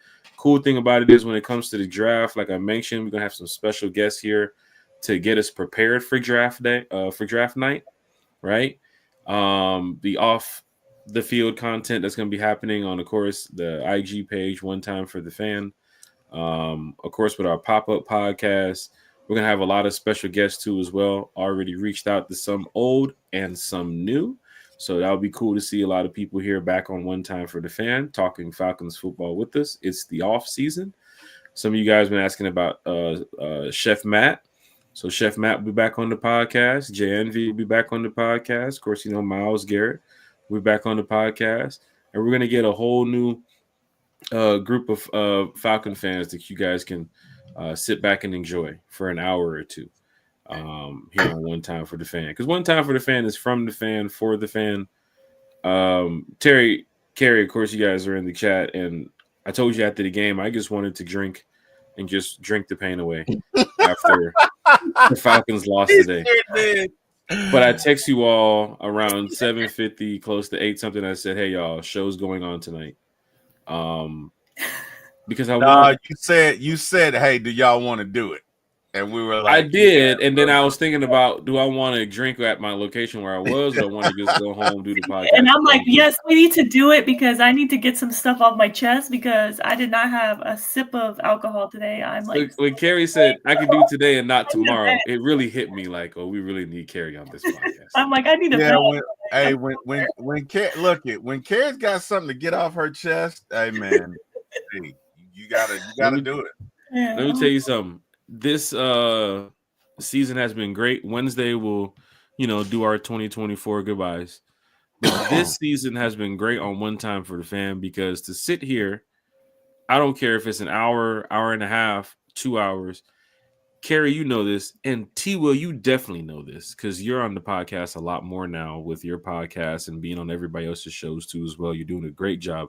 But this is time consuming, but it's also a thing where you have to have the energy and the passion to talk Falcons like this. People just don't turn this on and I just want to bullshit around with y'all.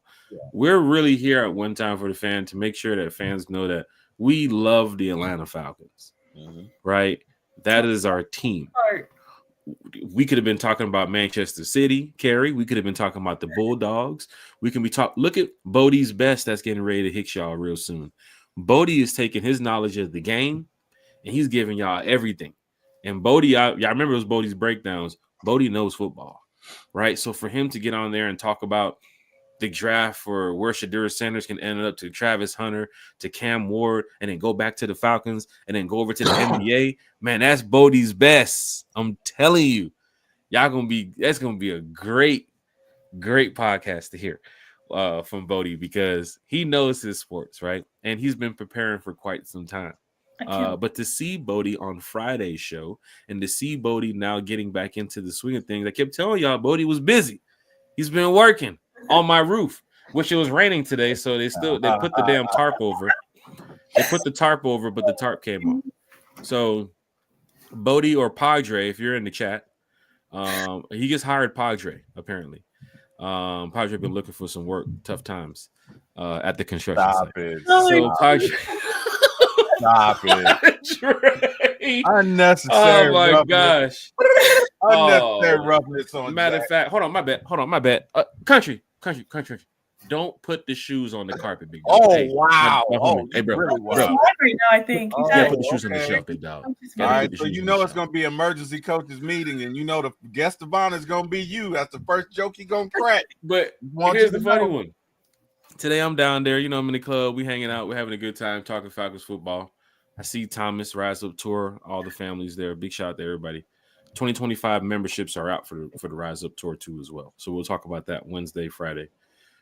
Yo, I look up at the Halo board.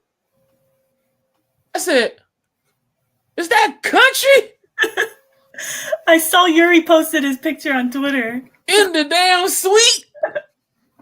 I said, that looked like damn country. So I go over there to the suite. I said, country. Tell the security, let a brother in. God, they won't let me in. Sure enough, country said something to the security.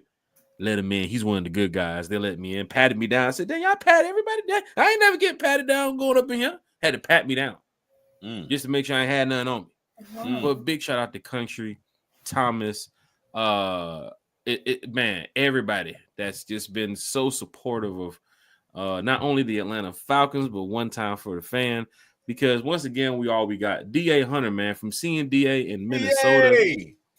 Seeing him on the road last year in Tennessee. Like, let me tell you something, man. There's some fans that's gonna be here, right? And just like DA and Falcon Commander and Tammy too as well. Big shout out to Tammy. Hi, Tammy. Thank you. Y'all gotta be here, not just on one time for the fan, but just be here for the Atlanta Falcons, right? Because this fan base, man, we did some things this year, I must say. From packing out that Benz to what we did in New Orleans with the parade and going on the road and making all this noise and Denver and Vegas. That Vegas game felt like a home game until Desmond Ridder got the ball in the fourth quarter with a minute left. But that Vegas game felt like a home game, right? And I'm just like, next year, I know there's going to be a shit ton of Falcon fans heading out to San Francisco. Not only just to beat the 49ers and to experience a new stadium because the stadium was built recently, but you also have to beat Kyle Shanahan. And I know how fans are when they hear that name. So they're going out there to say, not only we're going to beat the 49ers in San Fran, enjoy Silicon Valley, but we're also going to beat Kyle Shanahan. And then to go to New England next year, right? And to play a team that you know is just disrespectful. When it comes to being petty on a team like us. Now, they probably won't be petty like that to the Eagles or the Saints or the Panthers. But when they look at that schedule next year and say, hey, guys, Atlanta's coming to Boston, or however they talk. Boston. Atlanta's coming, guys. That Mark Wahlberg style. They're going to be petty as hell. They're probably creating their signs right now. Oh, I can't wait to show them this next year. That's just we have to be prepared for. To go to New York next year to face Aaron Rodgers in New York. I don't know if he's even going to be there. Is he going to be there? I saw rumors today that, well, first of all, I got in a discussion with somebody that I told them they'd be crazy to bring him back. And Devontae Adams only wants to come back if he's there. You're going to lose your wide receiver one to keep an aging quarterback who's clearly not in anymore. But that's besides the point. But I saw a rumor today that he might retire. So who knows who we will be facing next season. I think Aaron Rodgers, if I'm the new head coach in New York, I got to get rid of him. He's just not the same Aaron Rodgers no more. I don't care who you put out there with him. Even you brought Devontae Adams over. I mean, you gave him everything he wanted, and he still can produce. He's got to go. And now supposedly got the coach fired. Did they put the same stat where it was the same record he had in Raiders is the same record he had when over there when he went to the Jets? Like it was kind of like, yeah, but bro. So my thing is, he got the coach fired, right? Like honestly, Aaron Rodgers, I'm done. Well, speaking of that, he got the coach fired. I've been hearing a lot of buzz. Like a lot of Falcons fans would like that very coach you're speaking of for Falcons. They would like what culture exactly? Robert Saleh for the Falcons defensive coach. Oh, I would love love him. Agree, 100%. Okay. We talk about one thing on the channel, and then by Wednesday it's going to be different because Raheem's going to speak to the media tomorrow and say, "Oh yeah, Jimmy Lake, yeah, Jimmy's good. Next year, we're gonna run this plan. Oh, there it is. That's it. I don't know. 2 words. Next year. That's all you got to hear. I would agree with you, but he did after the game today. He did do a press conference. I didn't get to listen to it yet because I have a rule, like I don't listen to the press conferences the same day of if it's a loss, because it just makes me even more upset listening to like excuses and stuff. I'm the same way when it comes to Sports Center. Can't watch ESPN at all. Yeah, like I'll catch you tomorrow, but right now I can't listen to like any excuses you may give me or anything. But no, he did speak on the defense actually and said we did not come out to play today on defense, and it showed. I think Daniel Flick put this out in the quotes, and then he said Morris said that he was really shocked and really disappointed in the team's defense. We took a huge step back today. Those things cannot happen. So guess what, Carrie? Sounds very scapegoatish. No. Read that statement again. Okay. Get it open. I'm going to translate for you when you read it. Go ahead. Hit that like, share, subscribe. We did not come out to play today on defense, and it showed. Jimmy, your plan sucked. Okay, keep going. Morris said he was really shocked and really disappointed in the team's defense. Jimmy, you didn't run this by me. We on this again? We're on this again, Jimmy? I mean, looking for the past 4 weeks, we were killing it. You bring this bullshit out there? Go ahead. We took a huge step back today. Those things cannot happen. Jimmy, you're gone. You're gonna have to get your ass up out of here, man. Don't just get your stuff today and go, bro. Just go, okay? Look, I'll see you next week. You come over to my house to play spades, but you got to go, Jimmy. You got to go. Go ahead. What else? Was that it? That was it. That's what he said about. Yeah. That what that was I'm laying this at Jimmy's feet. So either tomorrow or Thursday, Jimmy's gone, right? Because that was he said, I'm very surprised by the defense. That meant he didn't run this by me. I didn't know we was gonna go back to this 3-4. Good right? point. He's laying. I'm not saying that he's scapegoating Jimmy, but Jimmy's about to do the Watusi way back to wherever he came from, because he's out of here. One thing about this offseason is going to give us something to talk about every day. The good thing about it is we have Sunday shows, Wednesday shows, Friday shows to talk about it here on One Time for the Fan. To mention even Jimmy Lake staying or going is going to have fans, once again, like we talked about it, fans, y'all comfortable with Jimmy Lake? Step to the right. Fans, y'all want Jimmy Lake gone? Step to the left. So it's going to be back and forth. Oh, no. Fans, y'all want Zach Robinson? Step to the right. Fans, y'all don't want Zach Robinson? Step to the left. Let me tell you something. That Jimmy Lake, everybody going to be on the same side. I was going to say, I feel like there's nobody backing Jimmy Lake right now. Nobody in Jimmy's court. If Jimmy is nobody. Person that like Zach Robinson, people are like, okay, like for me, Zach Robinson has like shown, for me at least, it seems as if he was, progress. And it seemed like he was very handcuffed with the play calling because of Kirk's inability to move in the pocket. So he couldn't really open the playbook. And we've noticed he's done that more with Penix.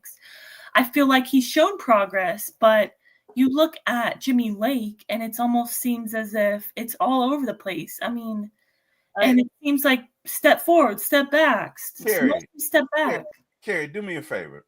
Read those comments again. Just one more time. Dang, okay.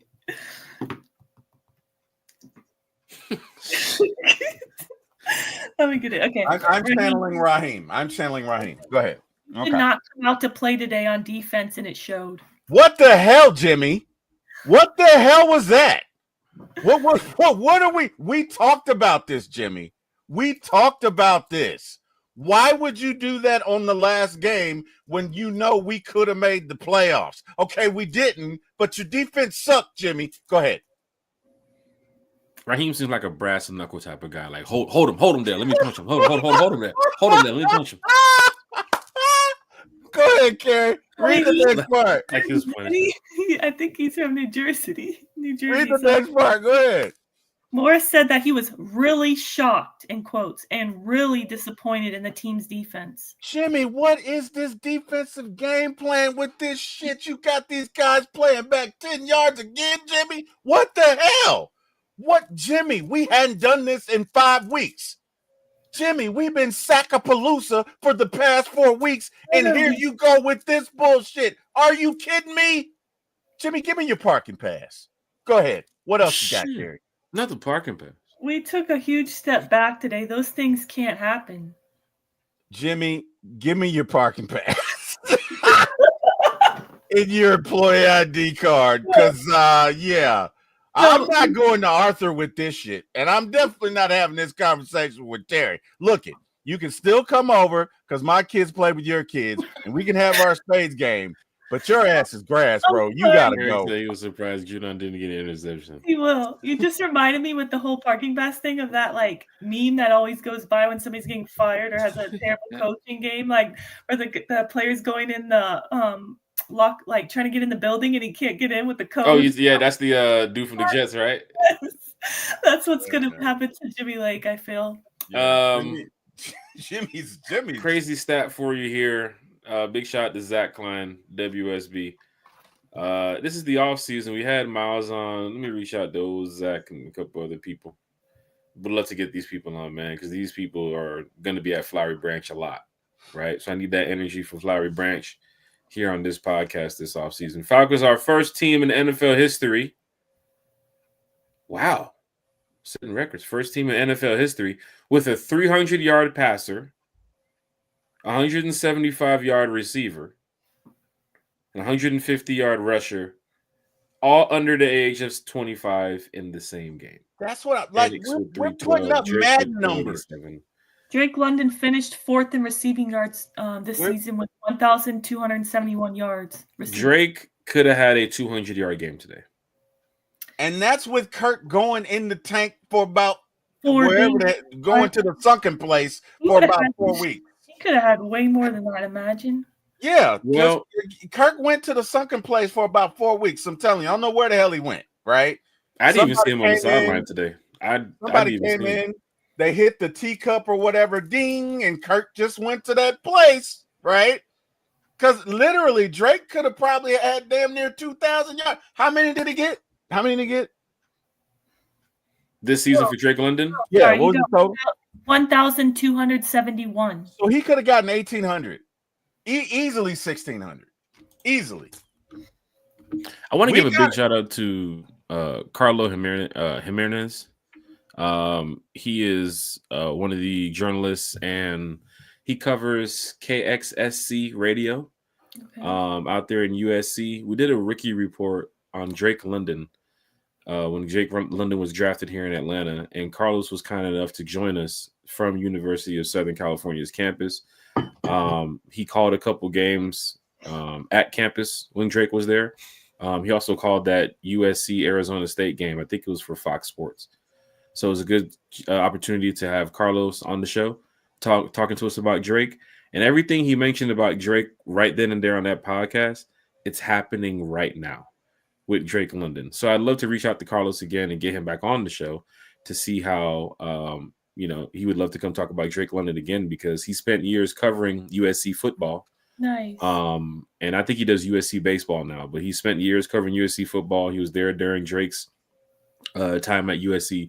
But he was able to break down a lot about Drake's college career on and off the field, locker room presence, weight room presence, everything. But that rookie report it's a special one, because now we have a true wide receiver one, a star, a stud. And I'd love to see what Carlos thinks of Drake now, knowing that Drake is probably looking at the future. Remember how I mentioned Michael Penix and Jaden Daniels and Bryce Young, 3 quarterbacks going for the future? Well, Drake London is one of those young wide receivers going into the future here in the NFL, where, this is your new Julio, right? Like, this is your new star receiver here in Atlanta. And I think he's shown that he's a star receiver. I think he's shown he's somebody you can trust with the ball. Hungry wide receiver that wants to go get it. Very talented. And he's using his skill set very well. And with Michael, to win today. Him and Penix and Bijan, they wanted it so bad. Well, you saw Penix's comments to London after the game, like it's clicking. Like, don't worry, bro. Like, we're gonna get this together. And I did see that. from Did a you fan see to Drake Moss, that guy? And then look at him. that's Moss season right there. Drake's Like, pregame thought- routine you too as well. thought- It's kind of You like thought I Julio's was where he's coming catching to like the swipe and one-handed not catch pass. the ball? That's what you thought?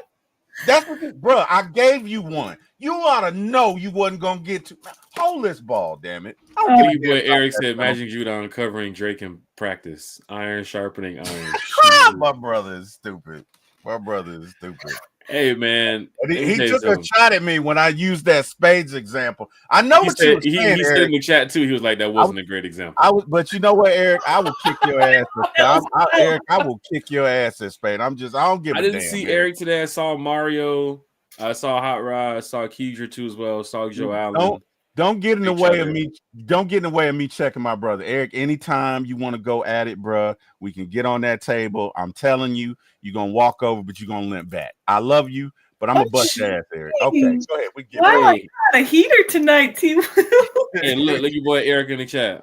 Your boy said, "Oh, I don't give a damn who tell you." I want to give a big shout out to the stock market too as well. Seeing greens. Now, thank you all once again, everybody in the chat here on One Time for the Fan. Y'all really keep the chat going. So tell your friends, tell your Falcons family, like we're here. We're always talking Falcons football, man. We love this. I don't want to be here too long tonight. I think Wednesday is going to be a great time to come back, process a little bit more of what happened with the Falcons in 2024.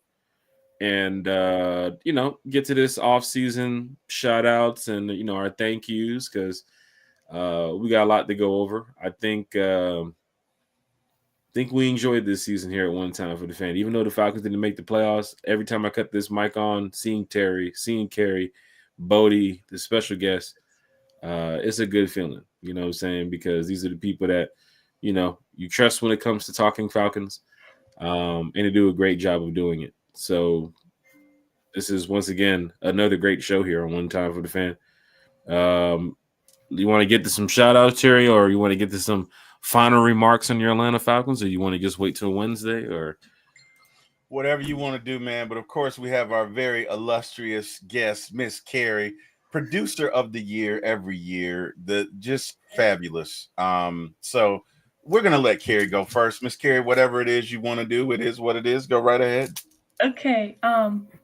Before I give a shout out, I want to shout out to Bijan, because I know at the end of the show we were talking about Drake London and how many receiving yards he had this season.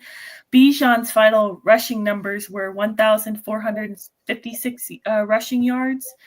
And I think all purpose he had like 1,880, which was amazing, That's crazy. But as far as his rushing numbers, he was third in the league, only behind Saquon and Derrick Henry. That's awesome. That is awesome.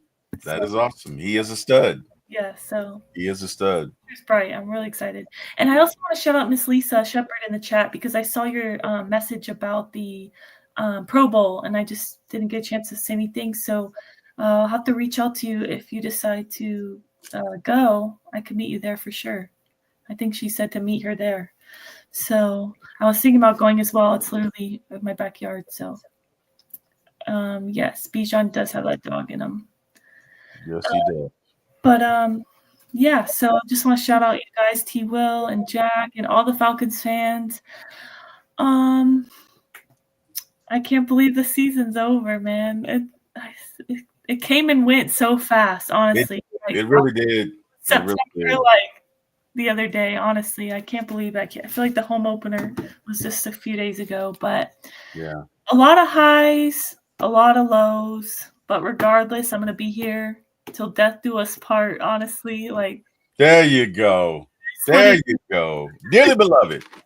I'm never going to be one of those people that like change teams. I'm sorry, respectfully. I think that's like the corniest thing you can do. It is corny. It's so corny. Like, I just can't.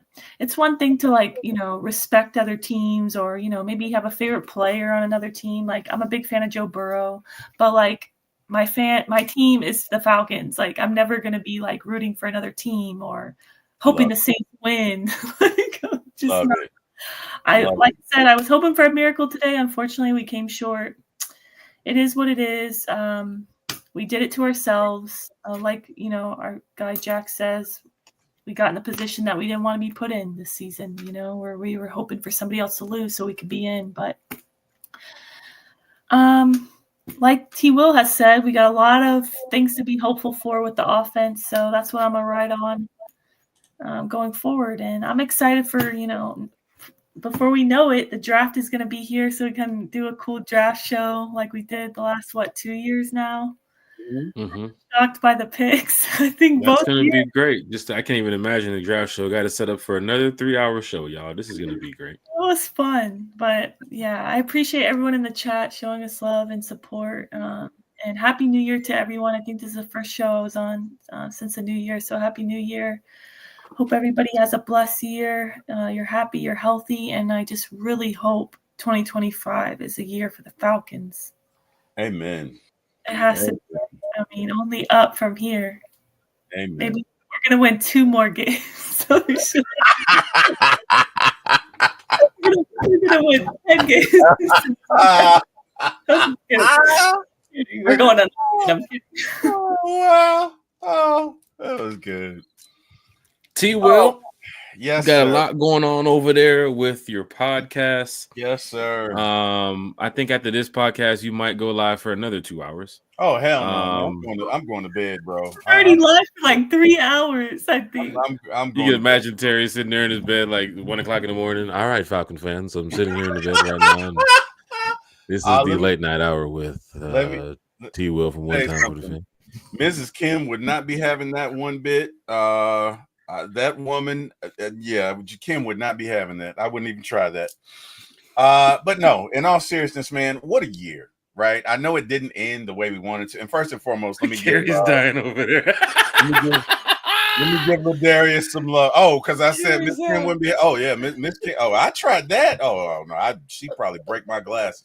Oh my God, you got me in tears. I'm just picturing I have to look out for that left hook, man. See, my wife is short, but that's a mean little one. Like, no, you got me in tears. Terry over there. Will After Dark. Oh my God. Hey, bam. Will After Dark. Be like, bam. Just want to let you guys know the Atlanta Falcons lost today, 44. How you feeling, everybody in the chat? Lisa Shepard, I see you here in the chat. And then the next day, you see me on the podcast missing teeth. I'm missing teeth and my glasses are broken. No, I wouldn't. Oh, my God. No, absolutely not. No. In all seriousness, man, what a year it's been, right? Like, I know it didn't end up the way we wanted it to, but what a year, man. What a year. Look at what is so funny? Oh, Ladarius. T. Will After Dark, bro. Your Falcons silk pajamas. Yeah. Oh, you're up late? God dang it, Ladarius. Why are you messing with me? TL Sports, One Time for the Fan.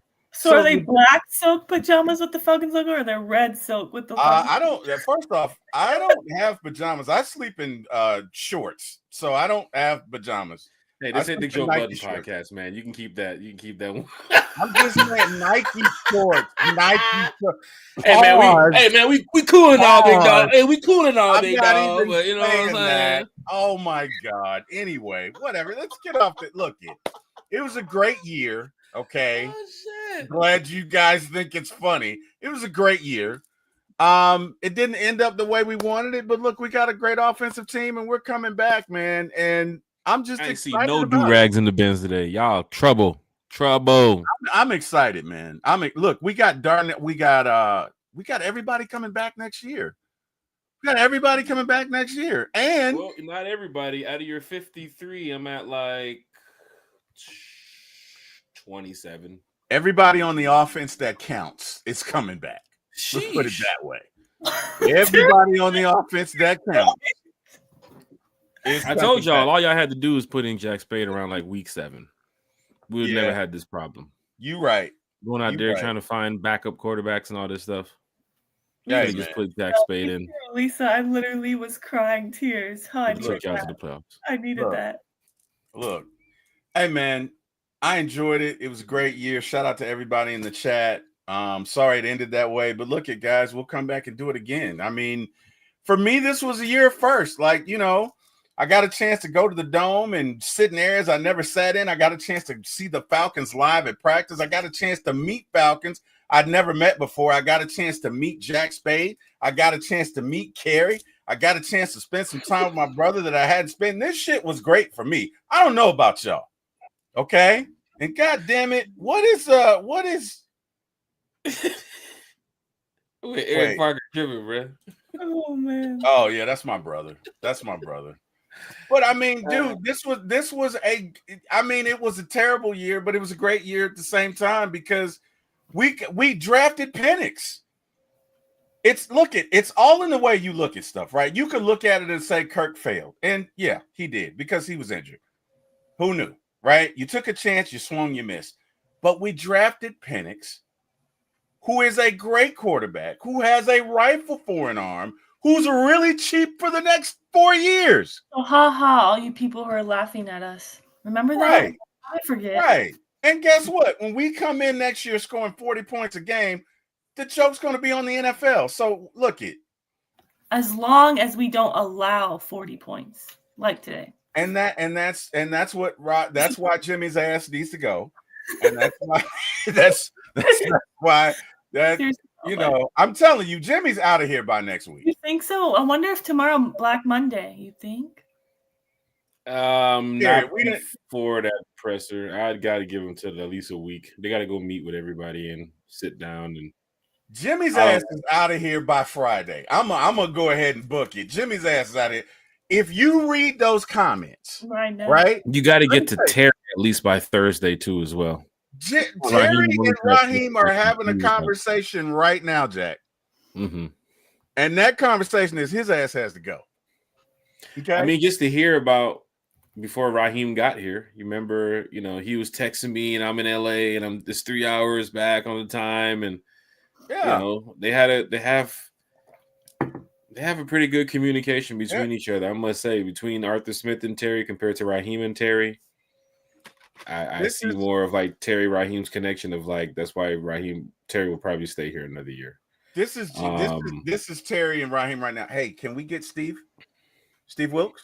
Hey, no, you got to make these moves quickly because there's another team doing the exact same thing in a matter of weeks. Yeah, exactly. But Jimmy sat on that sideline like AI, and he's chilling. So if anybody that calls him up, you know.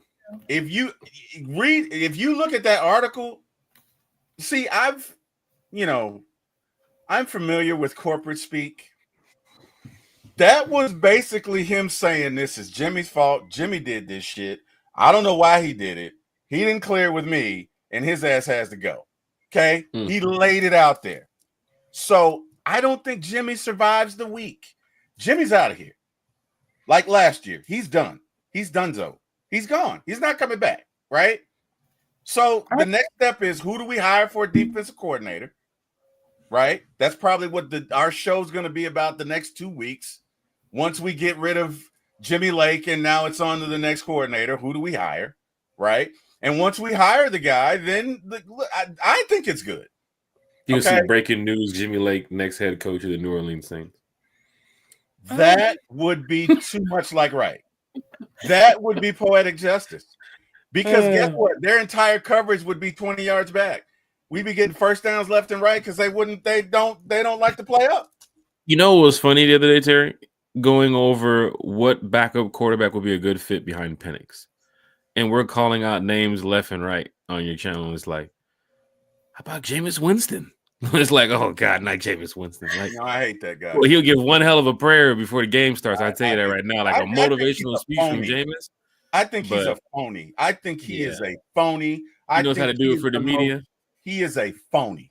I think he is the most disingenuous person. He is a phony. He was talking crazy during the crab legs incident too, as well. Like some of his. Oh no, not only that, like he was talking PR crazy. Trained for this stuff. When he was in Tampa Bay, and I'm not going to say what he said, okay, but it was so bad that Deshaun Jackson and what's his name, Shady McCoy, and Gerald McCoy were all talking about it on their show, and he said some outlandish stuff like that. Dude is crazy. Mm. Okay, that and I did. Plus, he did that shit with the Saints. He is banished from Falcondom forever. He will never enter the kingdom of the Falcons after he did that. Okay, that was just disrespectful. I didn't appreciate it. And if I see him in them streets, I'm not gonna say nothing because he's bigger than me. And let's be realistic. At this point, I'm probably not gonna win that fight. But still, I don't like him. So no, Jameis can't come here. No, we do have to go over, and neither can Ritter. You said what? No, I said we do have to go over a lot this year, especially in the offseason, and I know we have enough time to do that. That's the cool part about it. But from Jimmy Lake to the backup quarterback situation to who's going to be the new kicker here in Atlanta too as well. Think who's done? Man. You think who's done? I mean, he could be because a hip is if you're calling on Jimmy Lake, why wouldn't you be calling on Koo? Well, because Koo is not. Koo is injured. What is Jimmy Lake's excuse? Right, Koo was injured. Right, Koo was injured. So I can understand that. Jimmy's just Jimmy. I'm not going to talk about him. He's had a bad enough day. But Jimmy's just Jimmy, right? So no. But I mean, to your point, Jack, hips don't lie. Just kidding. See what I did there? Hips don't. You know what? That deserves an applause, Jack. Lord. That deserves a wow. Come on, Shakira. Your brother would like to know what about Heineken. I already said nah. Eric, why are you messing with me at 11:07 at night? Damn it! Why, Eric? Why, Eric? One guy I threw out there was Cooper Rush from the Cowboys. I don't think Dallas will let him go, but I would love Cooper Rush. Dallas knows how valuable Cooper Rush is. Dallas will let him go. That's QB1, man. Yeah. That's QB1 in Dallas. Oh, Kerry, take this side of Cowboys Stadium is Cooper Rush. This side is Dak Prescott. No, my uncle, he's a Cowboys fan, and he's like at this point we should just play Cooper Rush. Mm-hmm. It's the same results. Look, we got fans in the chat now. Jacoby Brissett or Joe Flacco. Fans are actually looking ahead to see. I wouldn't mind either of them. Ladarius says, "Stop stealing my material, Terry." I did not, Ladarius, as you did not have it copyrighted. So whatever. Wait, what is it? No. So Ladarius always gives me a hard time. Which, by the way, Ladarius will be on our show tomorrow at 10 a.m. But Ladarius always gives me a hard time. We're doing a show inside the shout outs. Terry, your full list of shout outs from Eric Parker to the Falcons. Who you got on your list? Man, first off, I want to thank God, man. Wouldn't be here without him. What a year it's been. I definitely got to shout out my brother Eric Parker. I love that dude. It's been a long journey with he and I and these Falcons, and he gets it. So he's probably not bummed either. I'm sorry to interrupt. Look at Ladarius's comment. He said, "See you at 10 a.m., thief." Oh my God, he's so petty. So my nickname for Ladarius is KOP, King of Petty, because he is so petty. Like if this show were to go on for another 10 minutes, it'd be 20 comments with him just taking shots, just rapid fire. Damn it, Ladarius, get a hobby. All right. So anyway, no, shout out to Eric, shout out to you, Jack, shout out to Kerry. What about Yuri? He knows how to eat a proper steak. So. Hey, don't mention that now because we're already getting to the end of the show here. He likes it. That's another 10 to 15 minutes. That's right. Because I'll get Berto in here and we'll start cooking up. And we'll start cooking. Matter of fact, we'll get Chef Matt on the podcast. Let's get his opinion on well-done steaks. Senior executive Chef Matt. A professional. He's the perfect person to ask. What is a proper steak? What temperature? But it depends on what you like, Kerry. Like, look it. I don't like well done. Tell him the answer is yes. Look it. What's hilarious, real quick? I don't like well done steaks, but I can do medium well. Like that's medium well. That's the limit. That's Chef Matt's gonna be on the show. Oh, well done. Yeah. Well done. Greatest. I paid him to say that. Greatest steak ever made. Medium well is the way to go for your steak. But I just wanted to say, did you guys see? Country posted on Twitter. Well, no, sorry. Berto posted a picture of his dinner on Twitter, and it was like a steak over a bed of rice. And I knew it was well done because you could tell looking at the pictures. Oh, I know he likes well done, just like you, the two guys in the world that I know that likes well done steak. And Country commented on it. He said, Carrie and I would like to know, how do you cook this steak? And I said, oh, no, don't even bother. He's like, Jack, he likes well done. And he's like, I should have known because that looks like a bottom of a tire. Oh, wow. We're not talking about cardboard when we're talking about what? well done steak. It's just So you know what? You know what? We now have to have a show with me, you, Jack, and Berto, and Chef Matt on the finer on steak etiquette and well done steaks and all of that, right? As a matter of fact, we should all have steaks during the show. Jack, you have yours well done. Carrie, you have yours medium. What you had to mention well done after it? Like we know it's going to be well done for me. Like you're just trying to rub it in so fans can be like, wait, did he just say Jack eats well done steak? You see Eric? Do you see Eric's comment? Yeah. He's on this Judon thing. He won't let it go. He will eat well done steak. Understand, Robert? Judon was reaching for stars on that shit. I think that was a shot, Jack. I really do. I think that was a shot. Hey, How does Eric? I feel like he does eat it well done. Eric, how do you like your steak? Do you like your steak medium well? How do you like Eric shoots his steak with a shotgun before he eats it. Oh, wow. No, he does not. No. Goddamn steak moves. No, it does not. No, it does not. Firing rounds. Oh my God, Eric, tell us how you like your steak in the chat, man. Ladarius, how do you like your steak? Yeah, anyone in the chat, you're still here with us this late night. Matter of fact, everybody in the chat, how do you like your steak? Just put it in there. Tell coverage. He said, I'm in coverage. Yo, this is crazy. Oh my God. We're gonna be here a minute. We're gonna be here in a minute. Oh man. All right, no, seriously, guys. This is wild. Hey, look it. Thank first and foremost, Jack. Thank you for inviting me to the show, man. You truly changed my life. You and Eric, I will forever be grateful. I can't help but thank y'all. Carrie, thank you for everything that you've done to support us and to support me personally. It is a treat to work with you guys every day. Every day we're coming. It's always Falcons. And guess what? For the most part, it's always positive, Jack. I love that about you, man. You always see it as half full. You're always trying to see the best in people, in things, and in life. And I think that's a great attitude, man. So I got to give you that. Bodie, I know you're not here, but you make me laugh. You make me laugh all the time, every time you come in that damn chat. Jack tries to make me laugh. Bodie, you can get the phone now. He's calling you. That's foul, Jack. It's dark out there. He need to get a phone.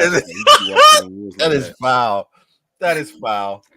Anyway, still hunting. Hey man, shout out to Ladarius, shout out to C-Dub, shout out to Ronnie Thomas, shout out to Chris A1 man, shout out to Berto, shout out to Smitty. You guys have all contributed to my growth. Shout out to Uncle Steve, shout out to Mark Cheney, shout out to Big Low, shout out to Bryce Lewis. Shit, shout out to everybody. If I'm forgetting, I think I said A1, but a special shout out to A1 because he's always helping me with my videos, always helping me with content, always helping me with ideas. Got to give him shout outs. Shout out to Debo Vibes. He and I will be doing some shows coming up some mornings. So I think that's everybody. But if I forgot anybody, charge it to my head and not my heart. Been a great year. Looking forward to having a great year going forward. And again, man, Jack, thank you for having me, man. And everyone in the chat, thank you for your support. Thank you for everything. And hey, man, go Falcons. Hey, man. That's what's up. Falcon fans, hit that like, hit that share, hit that subscribe button. Apple Podcast, Spotify Podcast, Amazon Podcast, so much more. Of course, we're on X. One time for Ron fans. says I forgot about April Thomas. Okay, Ron, I forgot about April. Thank you, April Thomas. That's his wife. I'm sorry, Miss April. And you know what? Shit, well, I'm talking about his wife. Thank you to my wife. Thank you, Kim. Thank you, Maya. Thank you, Mariah. Thank you, Zach. Thank you, Miss Heath, my mother-in-law. Thank you, Daisha, my sister-in-law. Thank you, Joan and Claire. There. I've thanked my whole household. That's everybody. I'm confused. So April Thomas, that's Ron, like Beer Gang Ron? That's Ron's wife. Okay, and she's on here or he's on her? It could be Ron disguised as her. Oh gosh. Okay. Well, you never know. You never Ron. know. I was just confused. Sorry. Falcon fans, hit that like, share, and subscribe button. We're also on IG. And we're over there one time for the fan. A lot of cool stuff happening this off season on the IG. So definitely want to go ahead and check that out. Wednesday podcast will be back. Friday morning podcast will be back. Big shout out to the Rise Up Tour fan club too as well. You guys know what it is when we go on the road, put on these events. A lot of these cities we've already been to. So it's technically it's like it's like our second home when we go to some of these cities, man. But Arizona next year. Now, this season, Arizona's going to be crazy. I can tell you right now. For all the fans that's traveling, New Orleans is one of those games to look into. But Arizona, y'all going to have a great time going out there to the West Coast. They know how to party. Entertainment is great. Food is great. And, of course, just being out there in that West Coast life, man, it's just exciting. But big shout out to the Rise Up Tour fan club. Of course, they have their memberships going on too as well. So you want to head over to the Rise Up Tour fan club to get your membership to be a part of something special next season. We'll talk more about that on Wednesday. But of course, with the social medias right here, you can also follow Carrie on her social media. Terry for my ATL Sports 1. You see he has a lot going on with his channel too as well. Bodie's getting ready to start up on his podcast real soon too. So, yeah, it's just a lot going on here at One Time for the Fans. So we're glad that everybody's enjoying the podcast. And, of course, we love talking with you all. 2-hour show tonight. So we pretty much made up for the Friday show for those that, we wasn't able to do the Friday morning show, Breakfast at One Time for the Fan. But with a 2-hour show tonight, we pretty much covered what we wanted to cover. Wednesday, we'll be back. We're going to have a great time talking Falcons football with you all. So tell your Falcons friends, tag your Falcons family, get them back here on the podcast Wednesday night. And let's have a good time talking about the off season for the Atlanta Falcons as we get ready to watch playoff teams next week. Damn, that hurt. That really just hurt. I'm not watching the playoff teams. I can't believe we're talking off season on Wednesday, and next week Sunday's podcast we're gonna be over here like, did you guys see the Steelers Ravens game? Like, you know what I'm saying? Like, not Terry. We was never supposed to be in this position. We were supposed to be sitting there saying we're playing next Saturday. I'm sorry, right? I'm not laughing at that. I'm laughing at the comments. That's Ron ganging. That's how I know it's Ron. Yeah, April wouldn't do that. That's Ron. That's Ron being funny, and that's I look it. I'm gonna get Ron. I'm gonna get Ron and Ladarius tomorrow. Damn it! I'm sorry. It's not funny. We're not in the playoffs. I just want to make sure that's not like a confusion. I'm not laughing at that. I'm laughing right? No. We got you. We got you. But that we damn laugh. Ladarius boy. That damn One Ladarius. Time for the Fan. Wednesdays we'll be back. Friday morning show too as well. For Carrie, Terry, Bodie 3000. I thank y'all. One Time for the Fan, from the fan, for the fan. I guess this is our last rise up of the 2024 season. We'll be saying it a lot this year, but this is it to end the season, I guess. I mean, there's no more games. You could have had one more, but you didn't call timeout. No, I'm just playing. No, I just want to get it there. Has nothing to do with the timeout. Has nothing to do with the timeout or the kicker or the defense or the defensive coordinator. What about the quarterback? Or the court. Oh God, over $100 million quarterback has nothing to do with it. Just Jack's gonna enjoy Tito's and a well done steak when he gets done. Sheesh. Sheesh. You could have just said steak. You didn't have to mention well done. You keep trying to inform the people that I eat the well done steak. Yes, man, Terry, you should I do. be proud of it. Yes, Terry, I do. Proud of who you are, Jack. Okay, you don't have to change who you are for anybody. You wear it loud and proud. Matter of fact, I'm going to get you a T-shirt that says "I love well done steaks," and I don't care what Terry says. Story before I was at dinner with some people, and everybody's ordering steak, and it goes around with well done. I mean, well done and not well done. Medium rare, medium rare, and he's going around the table. And he's just as soon as he looks up, he don't even have to say nothing. He already knows. Just like the 7th person and the 8th person. And then he gets to me. And I'm like, right here. And I'm like, I grab my damn menu. It's like, well done. Get well done. I don't want nobody to hear me, but well done. Make mine well done. He's like, what'd you say, sir? Well done. I said, God damn it. You only hear me try to whisper it around these people that eat medium rare. And as soon as he says it, who said the well done? Who said the well done?